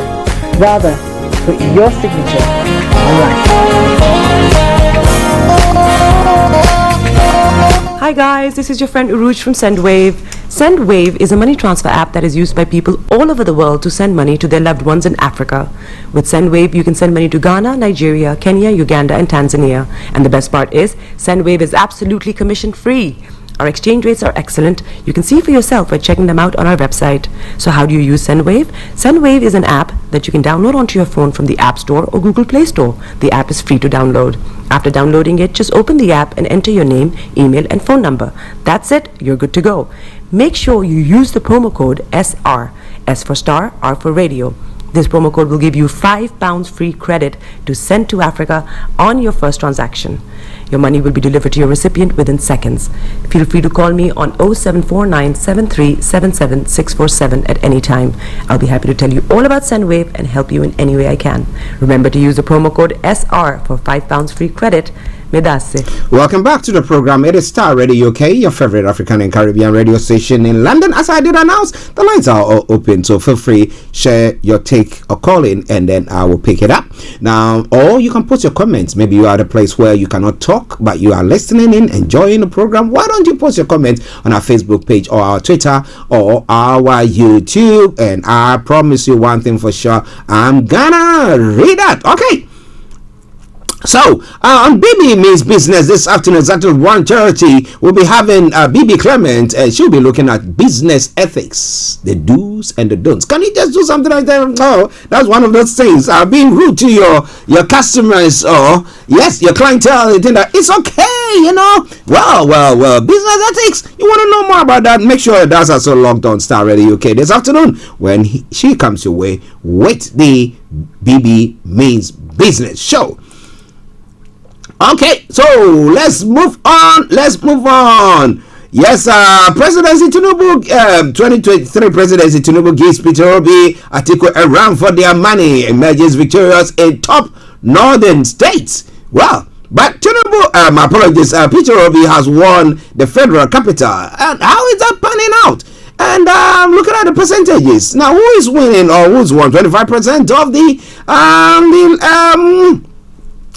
votes, and it's going to be quite a challenging one. But will INEC declare, and their declaration, what is going to happen on that front? So let's take it, for example, that INEC declares Labour Party as the winner. Would they say that, you know what, there were flaws in the election, so we don't accept that result, don't declare us, we want to go back to the start to see to it? Do you think they will be able to do that, or they think that no? Okay, if it's in our court, yeah, then it's okay, let's take it like that. But what do you think?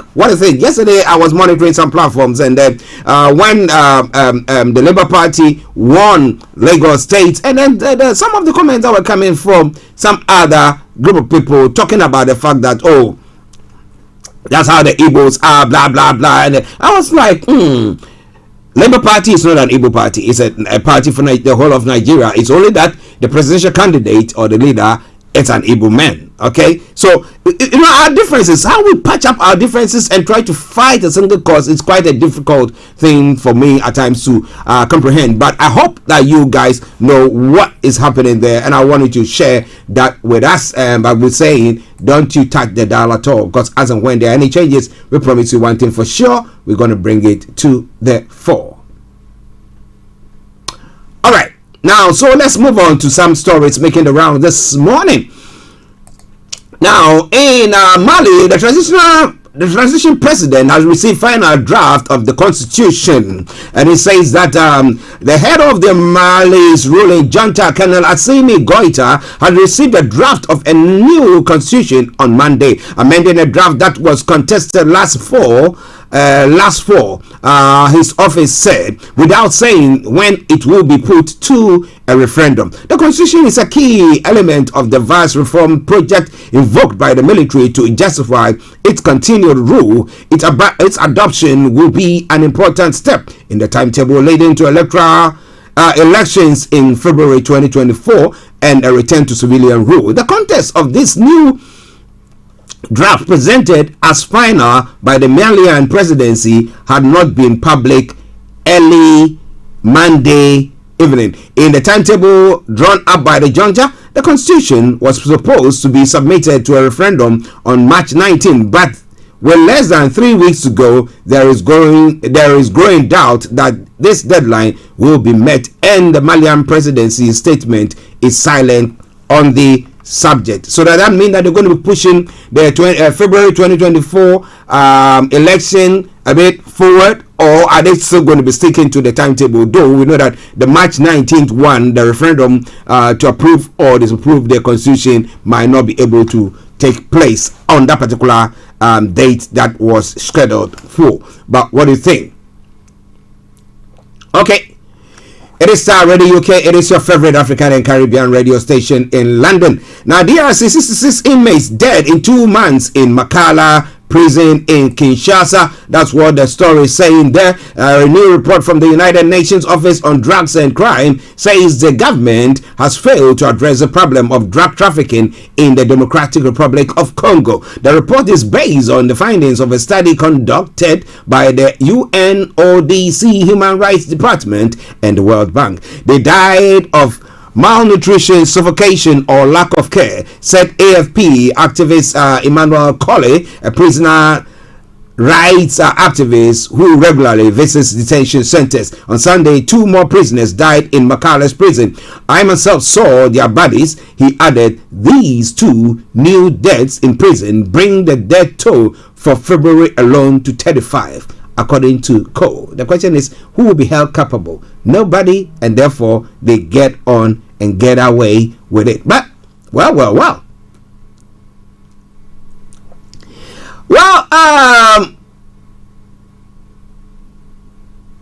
still coming away from some of the other stories making the rounds this morning. Tunisia seeks to reassure migrants after Said's remarks. Now, the story says that Tunisia's top diplomat sought to reassure sub-Saharan African migrants on Monday in an interview days after comments by President Kais Saied drew accusation of racism. Now, last week, Saied called for urgent measures against hordes of sub-Saharan migrants whom he accused without evidence of causing a wave of crime and representing a plot to change the country's demographic makeup. Rights groups have since reported a spike in vigilante violence, including stabbings of black Africans, while migrants say they have been thrown out of their dwellings en masse and handed over to mob justice. The African Union voiced its deep shock and concerns at his comments, urging member states to refrain from racialized hate speech that could bring people to harm. So those that we are living on the same continent with who are also saying we are Africans. Now, if they treat us that way, then what about Caucasians? We are Caucasians, Europeans, and other people. If they treat us that, what do we say? Because our own kind, we treat ourselves like that. In an interview on Monday, the Foreign Minister Nabil Ammar says Said's comment has been tendenciously interpreted. Really? Now, several days have now passed, and now we need to keep a cool head. It's time to reassure Africans. Messages of reassurance have already been transmitted through official channels. But the citizens, your citizens, do they know that? Those who are perpetrating such acts, racial acts, killing people, maiming, harming people, do they know that? Well. It is Starr Radio UK. I think it's about time that maybe, some way, somehow, the African Union have to split. So they can have the Arab African Union, and then they can have the others who are blacks, or call it. If that is what they want. Well, it is Starr Radio UK. It is your favorite African and Caribbean radio station in London. Because you remember during the World Cup when Morocco was doing very well, they ended up saying that they are an Arab country, more celebrating trying to belong to the Arab League than being an African country. Wow. It is Starr Radio UK. What do you think about all that? If you're living in that part of the world with this statement that has gone by, now how are you seeing? Are you scared for your life? I want to know what you think about all that. It's all coming your way from Starr Radio UK, your favorite African and Caribbean radio station in London. Well, in Africa, new coalitions are being formed, new friendships are being made, cooperations so far. Algeria and Russia have discussed on Monday a strengthening of the military cooperation during a visit to Algiers of the Secretary of the Russian Security Council, Nicholas Patrushev, said the Algerian Defense Ministry. The Russian official, accompanied by a large delegation, discussed with the Chief of Staff of the Algerian Army, Said Shengriha, of the state of military cooperation between the armies of the two countries and ways to strengthen it, according to a statement from the ministry. Now, my question that I've been asking is it that Russia is looking at the long haul and say that I need to have some allies, and therefore trying to build those allies that they can also depend on to do whatever things that they're also planning to do? What do you think there? My apologies. Now, the visit represents for us the expression of the firm and frank willingness that animates the two countries to further strengthen the strategic and historic partnership that characterizes their bilateral relations, particularly in the field of military cooperation, said Jangreha. Mr. Patrushev, quoted in the statement, said for his part that his country was working to further strengthen relations between Algeria and Russia. During his visit, the Secretary of the Russian Security Council was also received by Algerian President Abdel Majid Tebboune, according to images broadcast by state television. Moscow is a major supplier of weapons to Algeria, the largest country in Africa by mass area. Okay, they are the largest when it comes to Africa.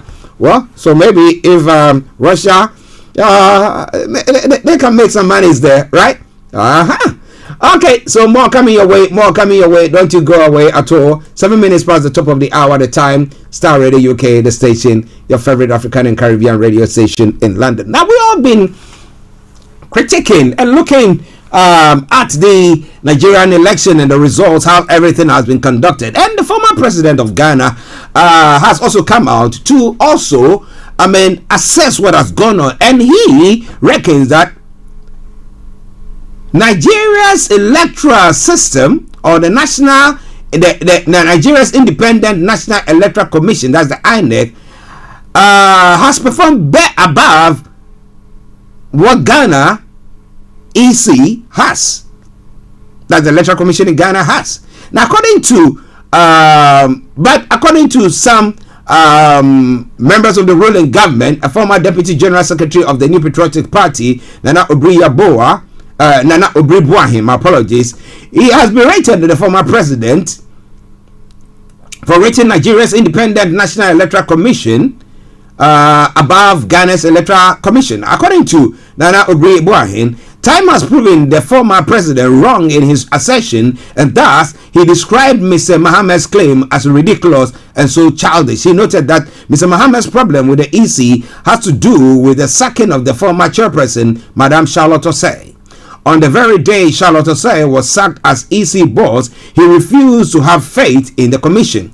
If it isn't NDC that will direct our election, he doesn't have faith in it. He wants to say, if it isn't Charlotte Osei or Afari Jan, then he considers all other persons to come from Satan, he said in an interview. But former president on the eve of Nigeria's presidential election held on Saturday, February 25, called out the EC led by Jane Adukwe-Mensah for failing to inspire confidence. According to him, the posture of the Electoral Commission, unlike the INEC, which has gained the candidates the confidence of Nigeria's electoral stakeholders, has rather been hostile towards his party, the National Democratic Congress. So he wasn't talking about the results and bits like that, but he was talking about the hostility between his party and the EC itself. And he was saying that there are more peaceful relations between the INEC and the various political parties. But can we say same as of now with the results and everything that is going on? What do you think? Let me hear from you, because as I said, we've got about another 20 minutes to bring the program to a close, and to prepare the grounds for BB Clement to come your way with BB Means Business. It is Starr Radio UK. It is your favorite African and Caribbean radio station in London. All right then. Now, still in Ghana,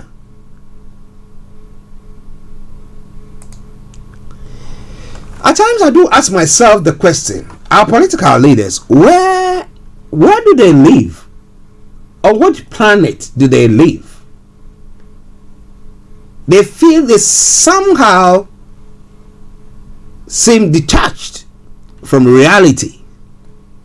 Let me put it that way, blatantly. Now, I don't think there is any government which can beat the records of Akufo-Addo in the Fourth Republic. That's what Boakye Ejako is saying. The New Patriotic presidential hopeful, Honorable Boakye Ejako, continued with his campaign tour on Friday, the 24th of February, at his father's home base of the Setua constituency of the Ashanti region. The tour began on Friday, the 24th of February, with an exclusive interview. The host of the program that interviewed him, among others, the show centered around the biography of Honorable Boakye Ejako and his contribution to the ruling New Patriotic Party policy advisor in 2016, which saw the carving of the flagship policies such as the free SHS, planting for food, and jobs, one district, one factory, and others. Now, Honorable Boakye Ejako was emphatic in his belief that no other government under the Fourth Republic can outperform the NPP governments under former President Kufuor and President Nana Addo Dankwa Akufo-Addo. Now, the question is, if you are listening to me this morning, do you think your life has been improved than call it call it 8 years ago? I mean, with your challenges and everything that you bring to, do you think maybe you had some money on you, but when you look at that money, depreciation and everything that has happened, now that same money will not be worth whatever it was worth at the time now?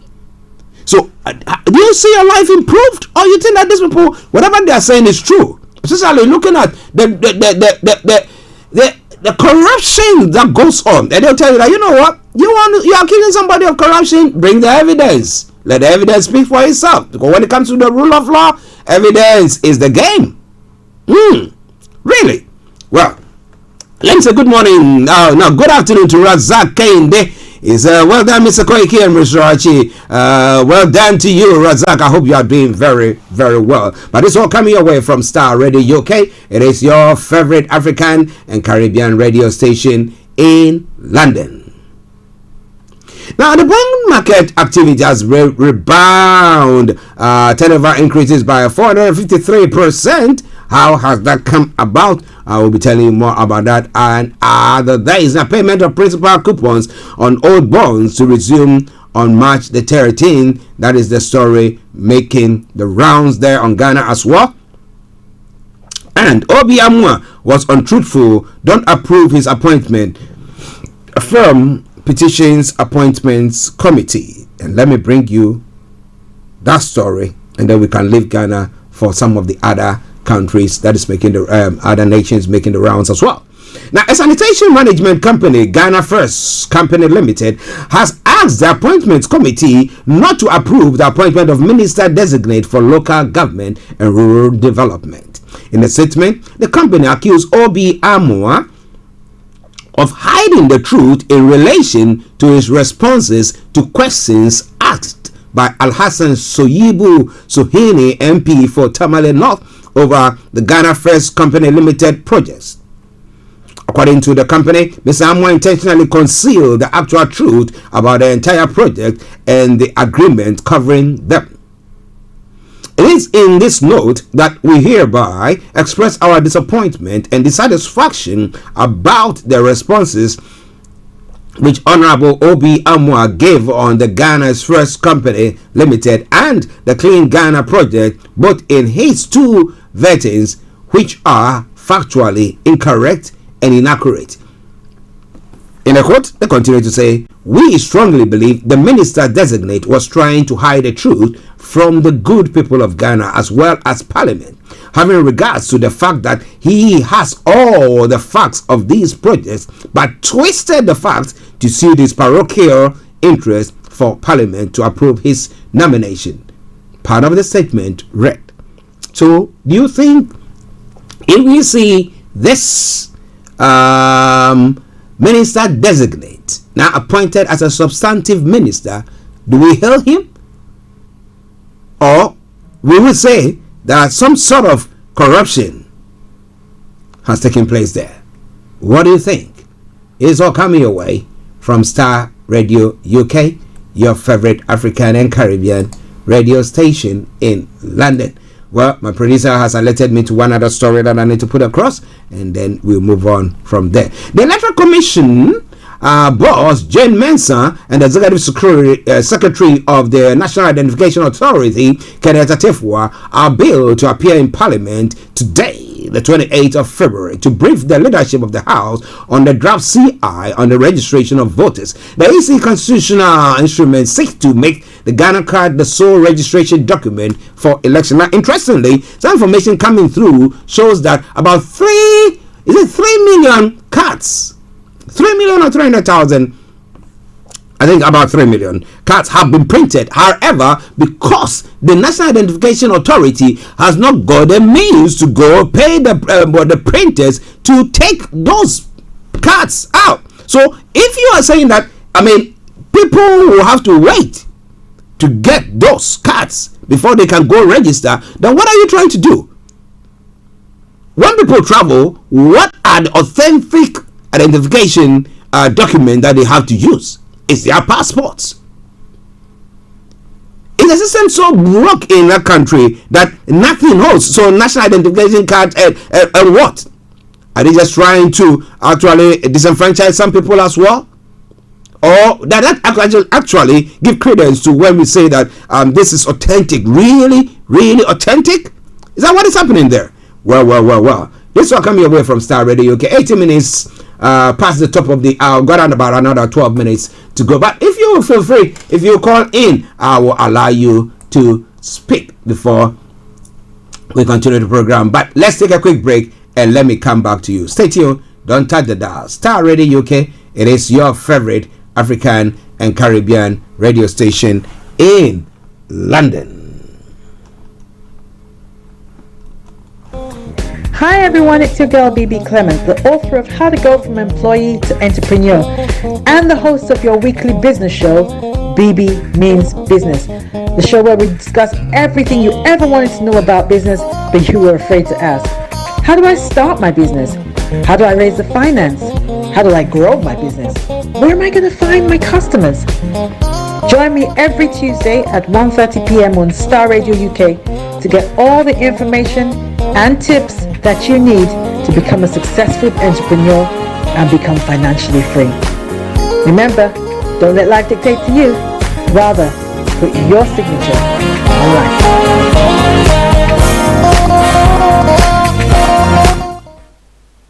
Everywhere you go, Afrobeat reggae dancer taking over. Everywhere you go, Afrobeat reggae dancer taking over. Yo, what's up, people? This is a boy Raskin Bobo One. Tune in every day, every night at the Starr Radio UK with the big man them Archie. When I say Orta, you say fire. Welcome back to the program. It is Starr Radio UK, your favorite African and Caribbean radio station in London. Moving on to the latter part of the program before we bring the program to a close. But as I did say earlier on, this afternoon is at the 1:30. We're having a BB Clement on BB Means Business, and today she's going to be looking at business ethics. Some of us have got bad business ethics. You call somebody, you call the company, and the receptionist or the telephone. Yeah, so we call them the receptionist now. The way the person will speak to you on the phone makes you think that you want to go there, go crack their heads. Or you don't want to even send your business to them. But what do you think? Well, you want to know more?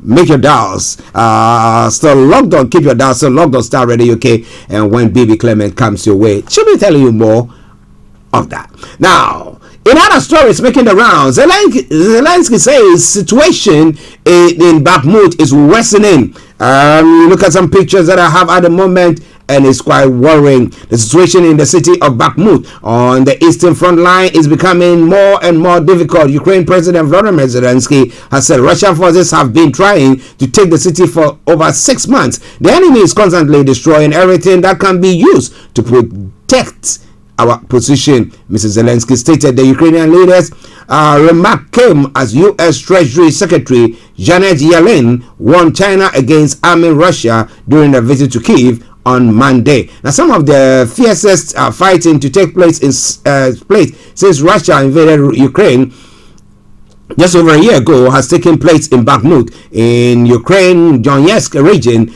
part of which is under the control of Russia and its separatist allies. Now, recent efforts by Russian forces to capture the industrial city have intensified with its troops gaining ground. The separatist leader of the self-proclaimed Donetsk People's Republic, Denis Pushilin, said practically all roads into the city were under Russian fire control. And the commander of the Ukraine Ground Force, Colonel General Oleksandr Syrsky, said the situation around Bakhmut was extremely tense. Well, what can they do? What could they do? What are the allies doing there? Well, it's all coming your way with Starr from Starr Radio UK. Now, Fox says Rupert Murdoch says Fox News hosts endorse false election fraud claims. Now, this says Rupert Murdoch, the billionaire owner of Fox News, has acknowledged some of the network stars endorsed false claim that 2020 election was stolen, but he denied all of Fox-backed Donald Trump's baseless claims of widespread fraud after his election defeat. Now, Mr. Murdoch's comments were revealed in a legal filing as part of a defamation lawsuit brought by ballot tech company Dominion Voting Systems. Now, Fox News denies defamation, saying the host's words were taken out of context. Really? Some of our commentators were endorsing it, Mr. Murdoch said in a sworn deposition filed on Monday. Asked about certain on-air claims that echoed Mr. Trump's, he said, I would have liked us to be stronger in denouncing it in hindsight. Now, regarding the Republican former president's allegation of widespread voter fraud, Mr. Murdoch said he was doubtful. Now, Dominion is suing Fox News for $1.6 billion, arguing the conservative outlet broadcasts false and malicious rumors about voter fraud that harm its business. Well. Let's see if they can get something out of that. But what do you think? Starr Radio UK, your favorite African and Caribbean radio station in London. Now, one other story before we come to the UK front to bring you a couple of stories from there. China has hit out at US over TikTok ban on federal devices. Now, the story says China has accused the US of overreacting after federal employees were ordered to remove the video app TikTok from government-issued phones. On Monday, the White House gave government agencies 30 days to ensure that employees do not have the Chinese-owned app on federal devices. The order follows similar moves by the EU and Canada in recent weeks. Now, a spokesperson for China's foreign ministry accused the US of abusing state power to suppress foreign firms. Now, he firmly opposed those wrong actions. Spokeswoman Mao Ning said told reporters during a news briefing on Tuesday the US government should respect the principles of market economy and fair competition, stop suppressing the companies, and provide an open, fair, and non-discriminatory environment for foreign companies in the US. Now, how unsure of itself can the world top superpower like the US be to fear young people's favorite app like that? She added. Now, Western officials have become increasingly concerned about the popular video sharing app, which is owned by Chinese firm ByteDance in recent months. Now, TikTok has faced allegation that it harvests users' data and hands it to the Chinese government, with some intelligence agencies worried that sensitive information could be exposed when the app is downloaded to government devices. Then TikTok says it will never comply with an order to share user data and insists it operates no differently from other social media companies. Interesting. I would not like to comment on that because it's quite a controversial thing, because you see some of these companies. I mean, look at some individuals. When you make too much noise or you speak about what the government is doing, there you come under the full barrage of the government there. So people are a bit that maybe the government can say, come on, give it to us, and shush, and maybe they'll be forced to do so. And that's why the various governments in the Western world are saying that, look, we think that the best way forward. But how do you know that your data is not being harnessed by Facebook or WhatsApp or all the other apps there? There are some. At times I just tell my designer, who sent me all that? Because I have not put, but you say that your details, your information, your data has gone out. But, well, that's what they're saying, and they are calling or crying foul. What do you think? It's all coming away from Starr Radio UK. The final story this time around from Ghana. My apologies. Why did I say Ghana? From the UK, my home here. Now, Windsor Framework, new Brexit deal restores balance to Northern Ireland, says Sunak. Now, Rishi Sunak has said the Brexit deal agreed with the EU restores balance to Northern Ireland politics. The Prime Minister announced a new agreement which replaces the Northern Ireland Protocol and sets new trade rules on Monday. Now, speaking today, Mr. Sunak said the protocol had unsettled the balance at the heart of the Good Friday Agreement. Now, people need and deserve government to be up and running, he said. He noted that the shooting of Detective Chief Inspector John Caldwell in Omagh in County Tyrone is a reminder of the importance of security and stability. Now, political parties in Northern Ireland would need the time and space to consider the detail of the Windsor Framework, Mr. Sunak said. But he added he was confident that Stormont parties will recognize that this is a good deal and that will enable them to get back into the power-sharing executive. The Windsor Framework restores that balance, he added. The Northern Ireland Assembly has been suspended since February 2022 after the Democratic Unionist Party walked out of Stormont's power-sharing agreement. The DUP objected to the Northern Ireland Protocol, creating an effective trade border across the Irish Sea from Great Britain and the Northern Ireland. Now, speaking to an audience in the Northern Ireland later on Tuesday, Mr. Sunak said the fact that Northern Ireland was able to have open access to the EU and unhindered trade with the UK's home market was an unbelievably special position unavailable to any other trading nations. And he said if his deal was accepted, Northern Ireland would be in a unique position in the entire world, European continent, in having privileged access not just to the UK home market, which is enormous, fifth biggest in the world, but also to the European Union's single market. Nobody else has that. So why did we try to leave that market where we can have access that way? You see?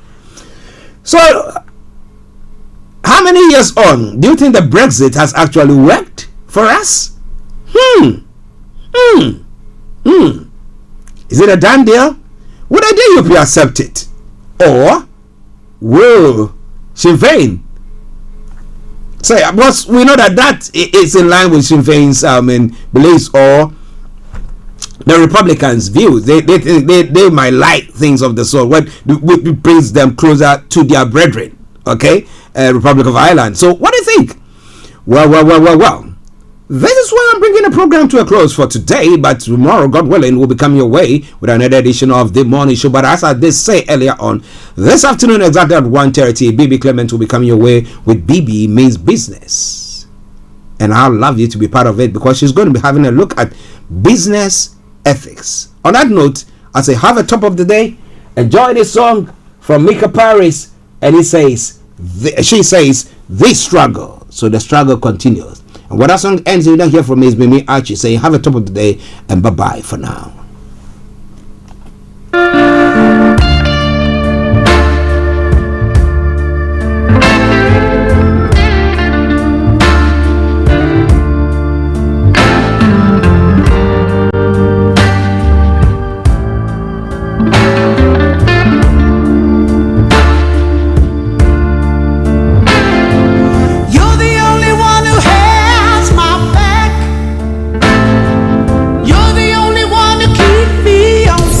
Thanks for listening.